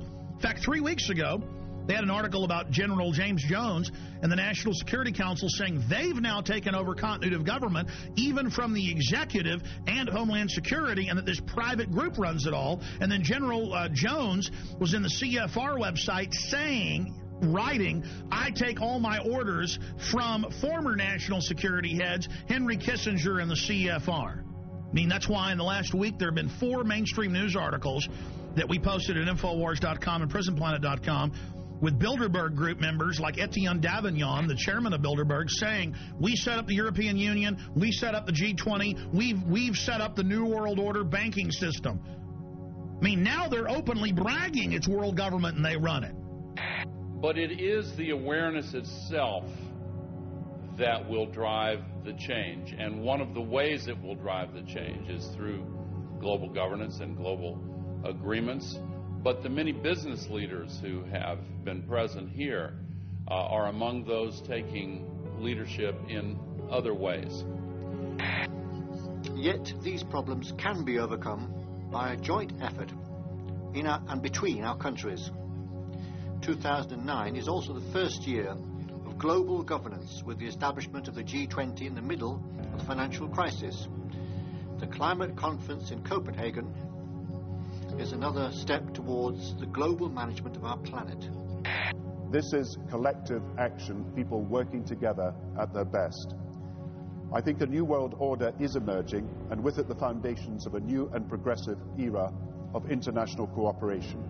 And then if I dare talk about it, they go, oh, shut up, Jones. You crazy nut. None of that exists. And if you talk about it, you're going to cause violence. Just give in to the New World Order, roll over to it, hand your guns in. Let's start with the airport adventures, which they now admit are going nationwide with the Viper teams at bus stops, train stops, the streets, shopping malls, random vans, sending you through body scanners, biometrically scanning 360 your naked body. Now, I've seen more in-depth images by the actual companies where they can zoom in on pores. Okay, so they're showing you a low-res image, but totally naked, your family, it's child porn, they don't care. Now, if you take a picture of your 2-year-old daughter in diapers, and this made ABC News and CNN, the children's bottoms weren't even seen, but because the children had towels around them hugging. That was a 3-year-old and 2-year-old. They were arrested. Their children were taken. So that's things that aren't bad are called bad. But then the government recording your naked wife, you, your children, and now they're going in at all major airports, 214, and people in Houston are being forced through them, but people are refusing and saying, no, you perverts, you're not going to do that. So Aaron Dykes and Rob Dew, back from 6 days of adventure with the police state in Canada and the U.S., tell us what happened. Well, I got hit up first. This was in D.C. flying to Detroit. You got long hair. You get pulled out every time. Some kind of Al-Qaeda. But Aaron was already through security, and I walked through, and they go, oh, sir, can you step in here? And I said, so what's that? And they said, oh, this is our RFID scanner. And I said, no, I'm not going in there. And what do you mean? And I said, I'm not going in there. I said, I don't agree with that. And they said, oh, well, it's voluntary. I said, well, good, I'm not doing it. Yeah, but that's like SeaWorld made you thumbprint at first. It was voluntary. Now it's mandatory. It's like dog training. Passengers describe a terror attack and the arrest of a suspect who tried to blow up a plane as it landed at Metro Airport. We heard a loud pop, then a bit of a smoke. It sounded first like a balloon being popped. All of a sudden, heard some screams, and flight attendants ran up and down the aisles, and everything's crazy. People are screaming. There's fire on the plane. So there was a lady shouting back, and she was saying, Things like, what are you doing? What are you doing? And at that moment, I was sure I was going to die. And we're learning tonight more about the suspect. Let's get to Fox News' Andrea Isom. She begins our team coverage. She is live at Metropolitan Airport. Andrea? As the hours go on, you are right. We are learning more about the suspect, and quite frankly, the details are chilling. The man, the menace, 23-year-old Abdul Mudala of Nigeria. Mudala's despicable actions were all on al-Qaeda's behalf. Sources telling Fox News his instructions were to blow up the plane over U.S. soil. The intelligence community knew about Umar Farouk Abdulmutallab weeks ago and failed to spread word that would have put him on the no-fly list. The father of the suspect in the Christmas incident warned U.S. officials in Africa about his son's extremist views. That a report was prepared and it was sent on to the CIA in Langley, Virginia, CIA headquarters, but it was not disseminated to the wider intelligence community. Obviously, when you have a father coming in and talking to the embassy about a son who's radicalized, gives the embassy the passport number, the first thing you would think is a very fast effort to see if the person's got a visa and suspend the visa. One of the things you don't know about is the number of people that we have turned away because their name has been on the watch list or on the no-fly list. Only my mom could, but not me and my dad, because both me and my dad are on the watch list. Tough to believe, but 8 years later, we are still talking about connecting the dots and a failure to communicate. Call for immediate reviews on how this guy got on the plane and how he was able to get some explosives on the plane. So we got a while to go. This is a controlled patsy. Facts are facts. You can have your own opinions, but you can't have your own facts. And we have this same pattern that we've seen again and again. We have these individuals that have very limited mental equipment, but nevertheless they're able to work miracles. In other words, they can do things that a normal person would never be able to do. You'd be arrested, you'd be questioned, you'd be searched, you'd be stopped in some way. He gets out of countries, he's disheveled, looks like he's drugged, stumbling around. I mean, this is classic. He doesn't get on any serious list for scrutiny or special search.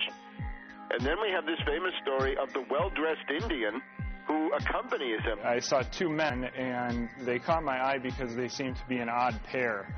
One was what I would describe as a poor-looking black teenager around 16 or 17, and the other man, a age 50-ish, wealthy-looking Indian man, and I was just wondering why they were together. Kind of strange. And I watched them approach what I would call the ticket agent, the final person that checks your boarding pass before you get on the plane. He gets from one plane to another thanks to this patsy minder, a patsy chaperone or patsy monitor. The only person that spoke was the Indian man, and what he said was, this man needs to board the plane, but he doesn't have a passport. And the ticket agent responded, well, if he doesn't have a passport, he can't get on the plane. To which the Indian man responded back, he's from Sudan, we do this all the time. And the ticket agent said, well, then you'll have to go and talk to my manager. And she directed them down a hallway. And that was the last time that I saw the Indian man, and the black man I didn't see again until he tried to blow up our plane. Then I'd be interested to see, is there a passport? Won't the FBI please show us a passport if there is one? They won't release the videos from Amsterdam. I mean, this is suspicious. Oh, yes. I think it's beyond suspicious. It's a clear case of a patsy. So he's a controlled asset.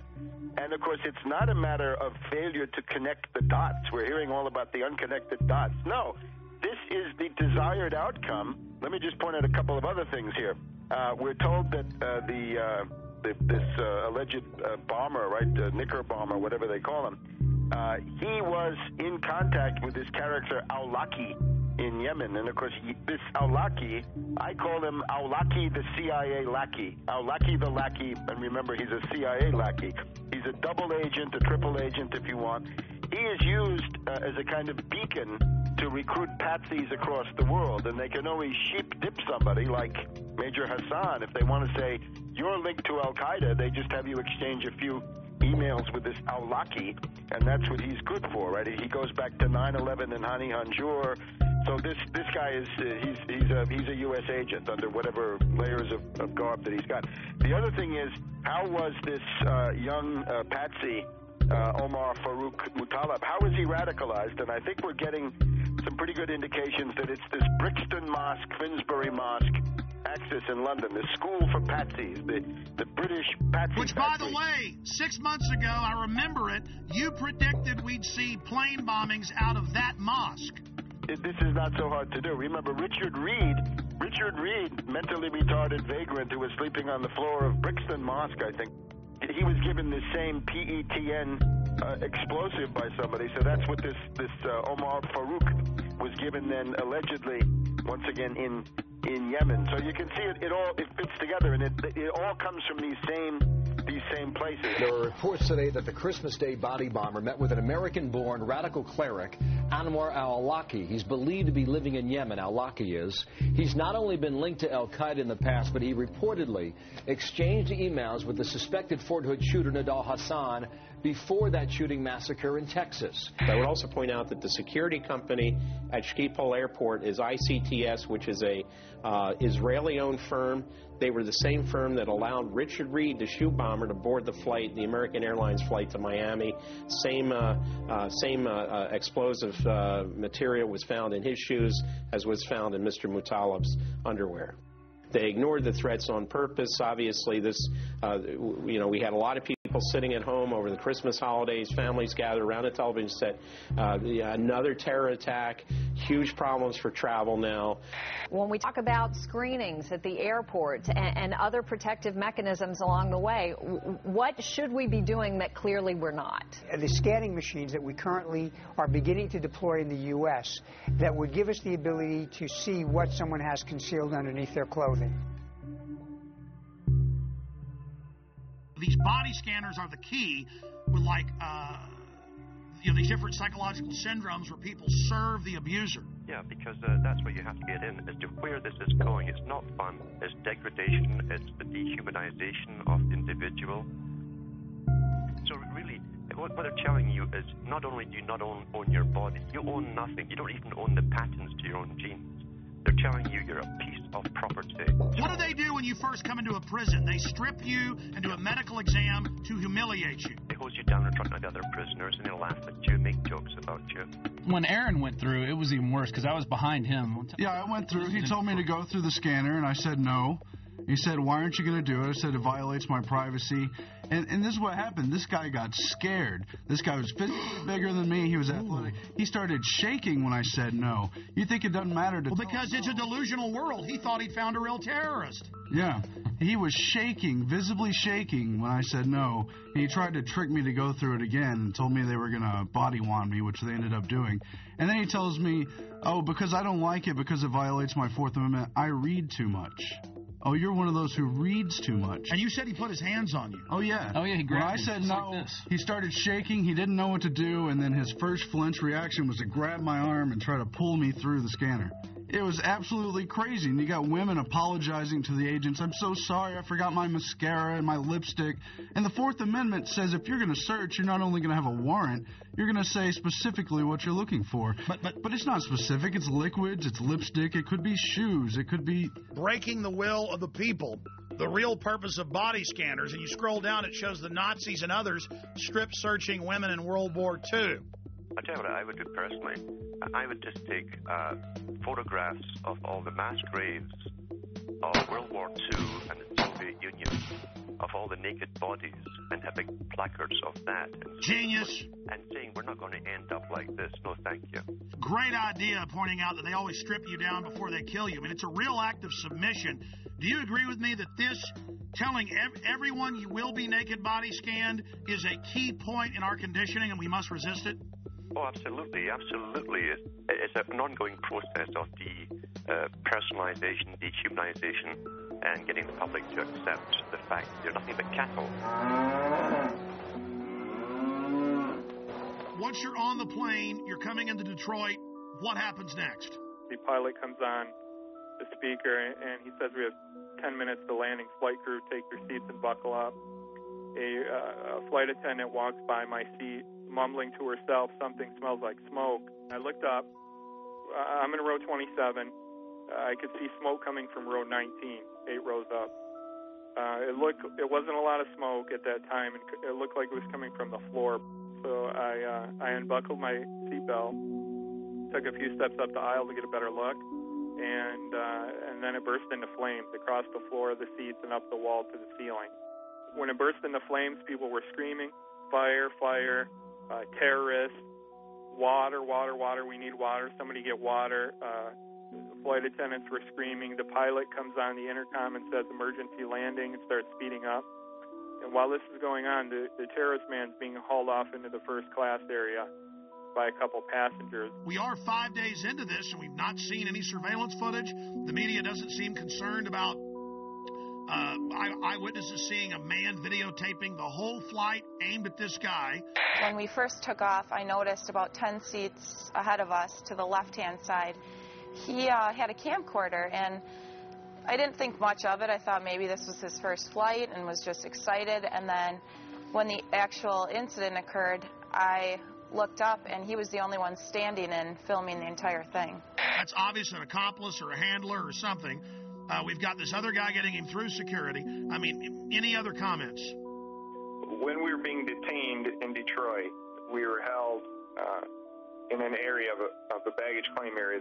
All the passengers from our flight, there was nobody except for some law enforcement personnel. After we had been there for about an hour, all the time with our carry-on bags, 3 bomb-sniffing dogs were brought in. One of them sat down by the bag that was brought in by the man in orange. He had an orange. He appeared to be of Indian or Pakistani or some similar descent, maybe around age 30. He was walked back to a room, not in handcuffs. He went in the door. He was in there approximately an hour. When he came out, he was handcuffed, taken away. An FBI officer came up to the group of the rest of us passengers and said the following, which is not exact but close: "You're being moved to another area. It's not safe here. I'm sure all of you saw what just happened and can figure out why you're being moved." We were taken to a customs area, and they brought bomb dogs in, checked all the luggage with that. Another person was taken aside and handcuffed and brought out, and we were moved into another room for safety reasons, they told us. My story on this has been the same all along, and the FBI now has 5 versions of their story, which I clearly lay out with a time period and with each version, and they're not credible. There is absolutely no excuse for the reason why. Number one, we were left on the plane for 20 minutes, not knowing if there was another bomb there. Number 2, security allowing us to take our carry-on bags off the plane, and we stood there with all of our bags together for an hour until the bomb-sniffing dogs arrived. And then, after they found one, well, then we're moved to another area, and now they don't want to talk about the man who was taken away. You were there. They didn't stop him for immigration violations. The dog went over and sat down in front of his bag, the alert for explosives. Right, exactly. Unless this is a passport-sniffing dog. This is a huge story, one of the biggest out there. The FBI is on this full time. They know what's going on. Why are they being dishonest? And how do we investigate this when the investigators themselves are engaged in clear obstruction of the truth? I don't know how else to take it. It's either utter incompetence or intentionally hiding something, and I don't know how to take it. And still, we're now, 8-9 days into this, and we still haven't seen the Amsterdam footage. Well, and also, why aren't we seeing the video of when he's going through metal detector, passport check, and boarding? This is a modern airport. You'd think they would have video of all this of some sort. They didn't say, oh, we'll look at that. They just said, no, there was no one helping him, which is very suspicious, instead of just putting the footage out. If somebody robs a bank or holds up a gas station, well, there's video footage of the incident on the 11 o'clock news, usually that very night. If I'm not correct, well, show the video. What are you hiding?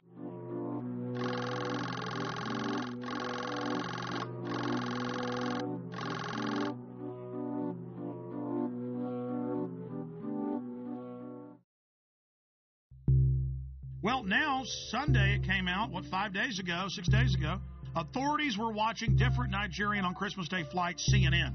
What a way to take a huge issue and just kind of put it out there like it's milquetoast. Okay, there was somebody else. Yeah, they did arrest him, but we're not going to talk about it. Kurt, there's a definite cover-up, and you've been vindicated in triplicate. Not only that, but I don't know if you caught the ABC News article that came out over the weekend.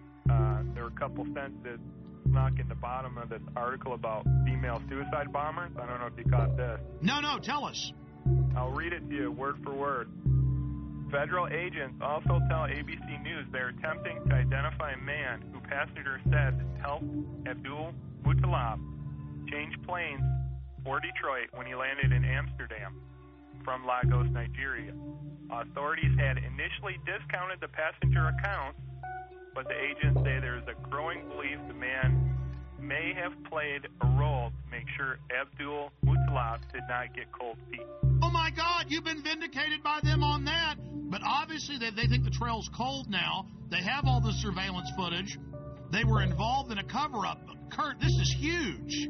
Well, that was my take on it, but unfortunately for ABC News, they buried it in the bottom of a seemingly unrelated article about female suicide bombers heading here from Yemen. Why is this not front page news everywhere, number one? Number two, why are you burying it at the bottom of this article? Number three, why did you initially discount my story to begin with? It's not like I'm not credible here. And, of course, they had COINTELPRO posing as the Patriot movement attacking you. All the usual suspects. I mean, it never ends, Kurt. We are, of course, going to get into the top story today. In plain view, as if it's no big deal, DetroitNews.com. Okay, it was a U.S. government agent that was the smart-dressed man that led Umar Farouk al-Matab, or the underwear bomber, on to the aircraft in Amsterdam. After a month plus of lying and saying that no such man existed, and saying no one else was pulled off the plane in Detroit, supposedly with a bomb. Now they've admitted that happened as well. Kurt Haskell, the lawyer, and his lawyer wife, they've both on record have been proven right with other witnesses. And you add how they were already getting in Yemen. That's now confirmed. Washington Post. They were planning to already launch a bigger attack, 2,000 troops there. And then right on time, right as the body scanners were scheduled to go in January nationwide. That was already scheduled, folks. They're saying on the news, oh, now we're doing this. So now I went and looked it up. They were scheduled to go in the additional 214 airports. They were in less than 20. So although we have acquired these machines, they are not as widely deployed as they should be. In your current role as a consultant, do you have an interest in body scanners? We consult with all kinds of firms, including firms that do manufacture body scanners. You do have some interest in more sales of body scanners. As well as a lot of other security measures. But I would point out that I've talked about this for probably the last 3 years. Read what the scanners do to your body. And the TSA guys, again, you need to know why you're going to be dying in 5 years of cancer. Go ahead. And then we find this article about terahertz waves, which is what they use to do this scanner. This came in today. And according to one of their studies, I'm just going to read this real quick. Terahertz waves are in the electromagnetic spectrum between microwaves and infrared. And they pass through non-conductive materials such as clothes, paper, wood, and brick. They say the forces that are generated by these THZ fields are tiny and resonant effects that allow the THZ waves to unzip double-stranded DNA, creating bubbles in the strand that could significantly interfere with processes such as gene expression and DNA replication. So step in the microwave. And, of course, the fools don't know that the reports you've pulled up and I've looked at, these things are leaking. But the TSA guys are going to love dying of cancer. Oh, yeah. This is fun. Surrounding it. They're all around it. The thing's right there. Well, see, that's kind of the good thing, though. See, evil always gets judged. These guys make excuses. They're going to make excuses about scanning naked children, scanning naked women and men. They're going to make excuses about how it doesn't hurt you. They're the ones that are going to die first. Oh, yeah. 8 hours a day standing around it. And I'm sad for them, but this is what they want. This is what they get. This is a test of the emergency alert system. Let's go ahead and play the clergy response team clip. Now, remember, before this became national news, we got the secret documents from pastors who've been recruited by FEMA. We posted the secret documents with FEMA phone numbers. Train your flocks to turn their guns in. Train your flocks to go to FEMA camps. Train your flocks to take forced inoculations.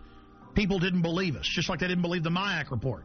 Then, suddenly, local news began reporting it, but like it was a good thing. Now, listen, will martial law ever be a reality? And the preachers are there, being paid by the government, faith-based initiative, now continuing under Obama, to tell their flocks to do what they're told by the authorities, and the government's biggest threat is the American people.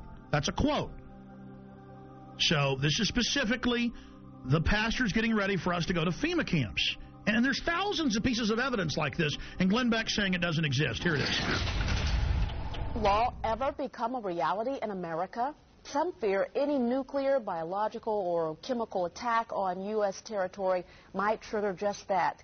And as KSLA News 12's Jeff Farrell discovered, the clergy would help the government with potentially their biggest problem, us. From my cold, dead hand. Charlton Heston's famous declaration captures a truly American value, the overarching desire to protect our freedoms. But gun confiscation is exactly what happened during the state of emergency following Hurricane Katrina in New Orleans.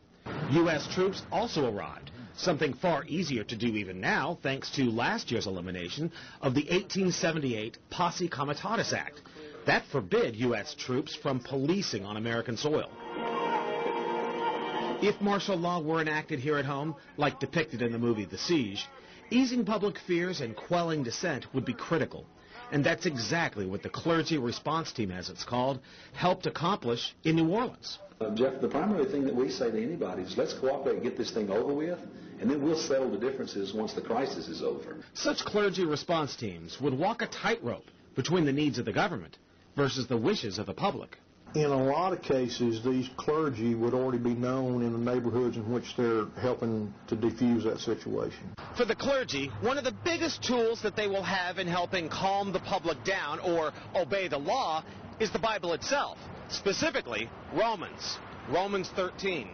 Because the government is established by the Lord, you know, and that's what we believe in the Christian faith. That's what's stated in the Scripture. Civil rights advocates believe the amount of public cooperation may depend largely on how long they expect a suspension of their rights might last. And see, here is Mother Jones. Should Obama control the Internet?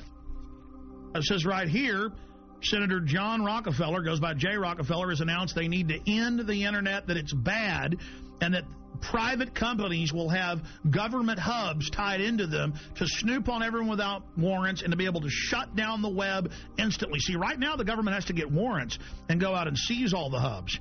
Here's another one. America's secret police. Intelligence experts warn the proposal to merge two Pentagon intelligence units could create an ominous new agency.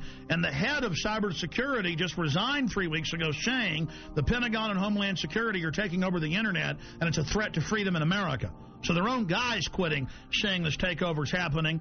All the radio and TV in the nation under the emergency alert system in 96 under a federal law and executive order, FEMA is wired into the transmitters themselves and cable to take over all the systems and broadcast anytime they want.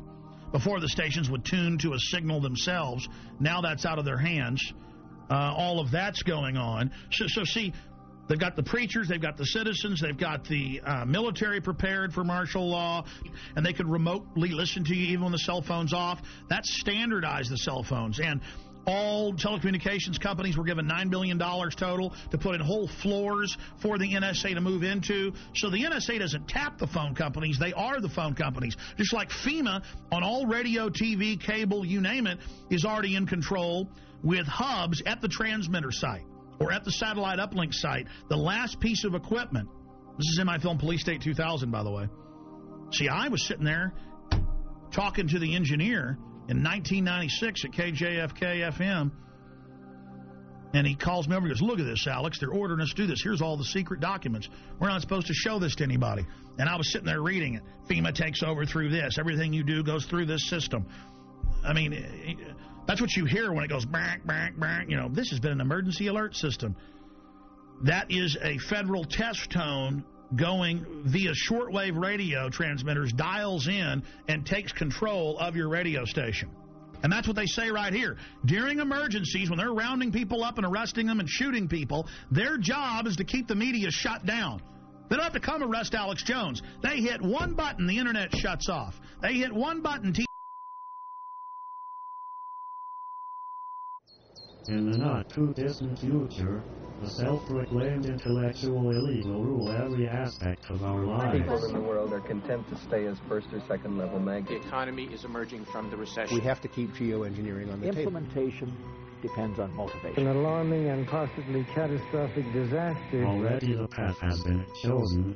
The design set in motion decades ago. Their endgame? Complete control. Water. Air. The economy. Population and even human logistics will all fall within their purview. The goal? To acquire all the natural resources of the planet and bring them securely under government control. All activities of mankind will be monitored, accounted for, and controlled. Legislation pretending to address concerns about the environment, national security, and financial stability will in fact be used to erode the very foundations of liberty and to enslave the population. This will all happen in the name of security and progress. Alluding to the notion that this is all for our protection, this will not miraculously occur overnight with the sudden proclamation of martial law. It has been happening incrementally for at least half a century. Every law enacted that truncates the Bill of Rights in the name of national security is another nail in our coffin. Through this type of increasingly invasive legislation, the systematic decay of constitutional law becomes inevitable. Thousands of years of building and rebuilding, creating and recreating, so you can let it crumble to dust. Leaving our essential rights neutered and impotent. The Bill of Rights is reduced to a quaint antique collecting dust in a library somewhere, retaining all the potency of a fairy tale. Martial law, called a more politically neutral cash phrase, is practiced with an iron fist. The implosion of the economy has begun by design. The United States dollar is under attack and losing value every day, while the cost of living continues to skyrocket. New laws that will effectively double taxes are already on the books and ready to be implemented. Nothing has been introduced to help homeowners with their now default loans. But at the same time, money is generously given to bankers who give themselves huge bonuses. During one of the worst economic downturns in history and dry up loans to small businesses. All the while, the economy spirals downward at a free fall rate. As the citizens of the United States lose their ability to take care of themselves, the government conveniently steps in to save the day. Capitalism gives way to socialism, and then without much notice, into the neo-dark ages of the one-world government-style dictatorship. Once this task has been completed and the control grid is firmly in place, they can play their final trump card. FEMA camps. And by design, we will welcome the salvation with open arms. As any alternative will surely seem like suicide. Once we've been properly enslaved, they gain control over the rest of Earth's natural resources. Humanity. America, here's what you need to know tonight. I'm, basically a rodeo clown. If you have any kind of fear that we might be headed towards a totalitarian state, look FEMA trailers, FEMA prisons, FEMA camps. I want proof. If they exist, I want pictures. I lost sleep last night worrying about this story, thinking about this story. But when I see, 9/11 victim family on television or whatever, I'm just like, oh, shut up. Yesterday we talked about debunking conspiracy theories. The only thing that I answer to is myself. And I just want to be able to look at myself in the mirror and also sleep at night.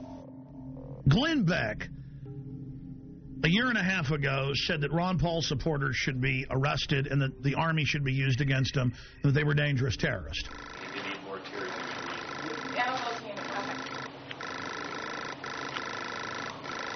keep your eyes open. I know it's probably like impossible. Or that's what I'd have you believe. You know, it took me about a year to start hating the 9/11 victims' families. I don't hate all of them. I hate probably about 10 of them. Any of these 9/11 truthers, who I've been telling you for years, are dangerous. Guy Fawkes. This guy was a British terrorist who tried to overthrow the government by blowing up Parliament and killing everybody in it. Paul's supporters called the donations, and I'm quoting, a money bomb. It's really not the way I would go, you know, tying my movement in with a historical terrorist attack. You're right. There's a strain of isolationism and anarchy in the American tradition, which Ron Paul is tapping into. I think it's very significant that he chose Guy Fawkes. There are plenty of, unfortunately, libertarian websites which are indistinguishable from the anti-American left these days. Yeah. So, totally in bed with the Islamo-fascists and have turned against this country. Turned against this country. This country. Where am I wrong? The Ron Paul Revolution. I think it's meant to be a catchy slogan, but I fear some of his fringe supporters are taking the word revolution too literally. What Glenn Beck is saying is a talking point being given out to the media. And this is going to drive the conspiracy theorists crazy. Let me out. I have this. They're making me say this. Help. Because we were seeing Bill O'Reilly and Sean Hannity say it. We were seeing CNN hosts say it. We were seeing Joe Scarborough say it. And I said, that's a talking point.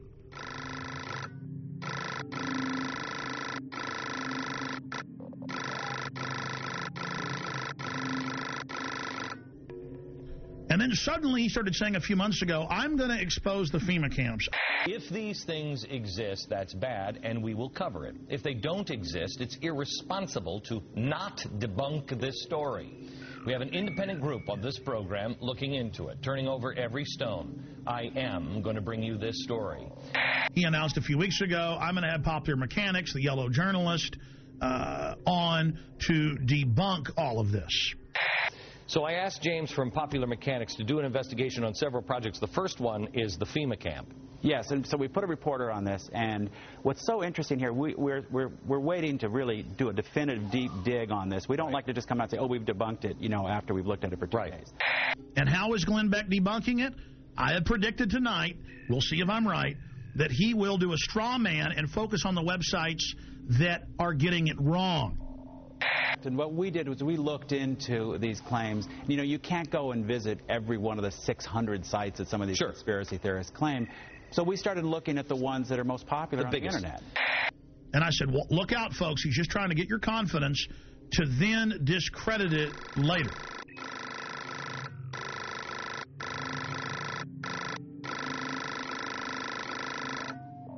We mailed letters to Glenn Beck. I know people that work in his office. I contacted him and I said, here's the proof.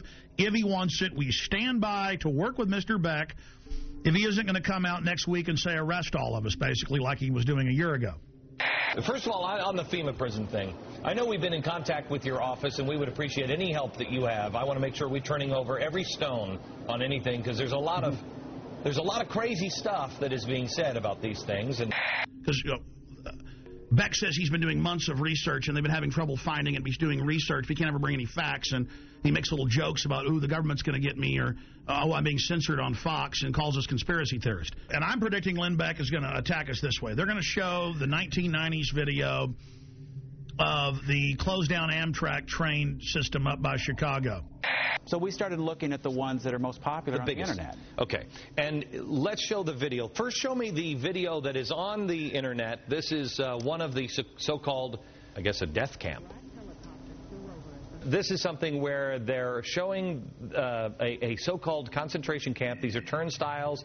This is in a secure behind the fence. I don't know how they got this video when it was behind the fence, but they went in and got this video.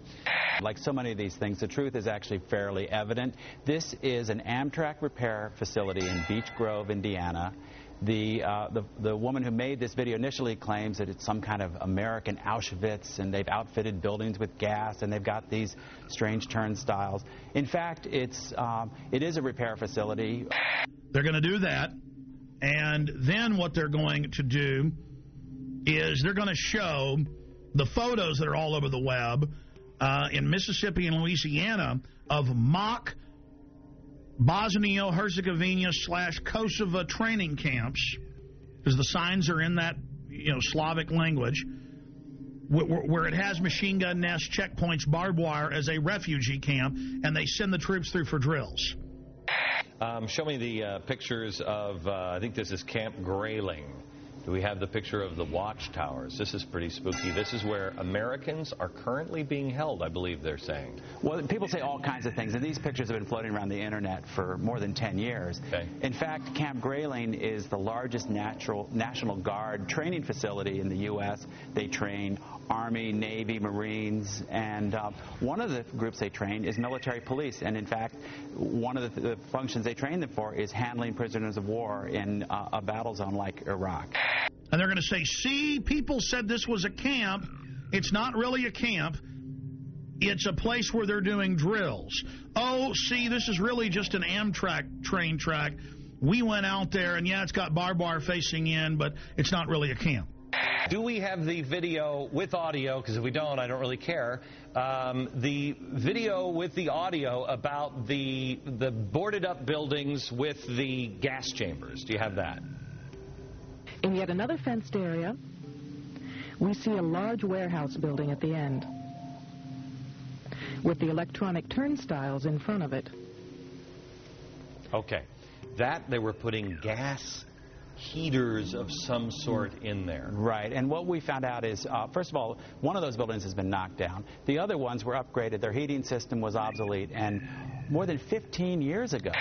What am I predicting Glenn Beck's going to do tonight? What have I been predicting for weeks he's going to do? He is going to come out and say, look at this. This is just a regular prison. And they're taking photos of it and saying it's a camp. Oh, look at this. There's a kernel of truth. They have introduced a bill for during emergencies to have FEMA places for folks to go. I mean, they've got to do that, like Katrina. Oh, look at this. This is an Army training facility for a refugee camp simulation. Oh, look at what I know how they operate. I know how Popular Mechanics operates. I mean, I was right about Glenn Beck setting you up when he said he was going to expose the FEMA camps, and I said, you watch, he's going to debunk them. Well, trains, I believe Auschwitz had trains. I'm just saying, Jim. Well, once you go down that road, you can't really, if somebody's wants to be convinced of that, you can't really debunk that. I understand these people because he reads off a script, ladies and gentlemen. I know the sheet of music he's singing off of. I know the next line in the chorus. This stuff is scripted. So the establishment comes out and mixes some truth about FEMA camps and things, but then makes jokes about it, mixing it in with patriots and gun owners are dangerous. He's currently doing that. And then some of them get fooled by that. I challenge Glenn Beck. You claim you've been doing research for weeks on this and you can't sleep. Okay, buddy.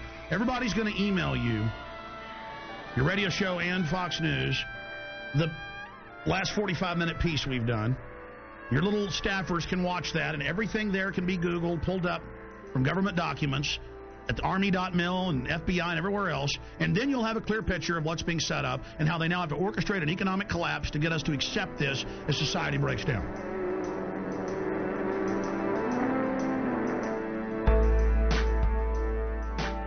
If Glenn Beck wants to know if the FEMA camps are real or not, all he has to do is go to the Army War College, the Army.mil website, the Army Times, and they say, and it's been all over the Phoenix newspapers, the police say they're ready to work with the military against the people, that their new mission is fighting the American people physically. Chaos is hanging around, from tree to the ground, and shudder from the sound. The death machine ain't slowing down, it's gaining pound for pound. A gas mask is the couture in the summer of rage. They're building mass graves within the states. You and I, they'll vaccinate. They're preparing us for an all-out police state.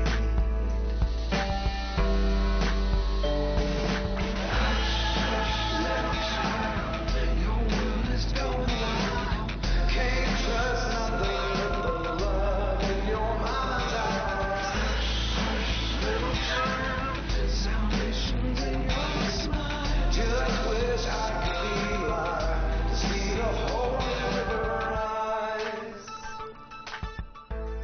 They state that Congress has no authority during emergencies and the president's basically absolute dictator. When Congress wanted to see the detailed documents, they were told you're not allowed to under national security when Congress is co-equal to the president. That is dictatorship.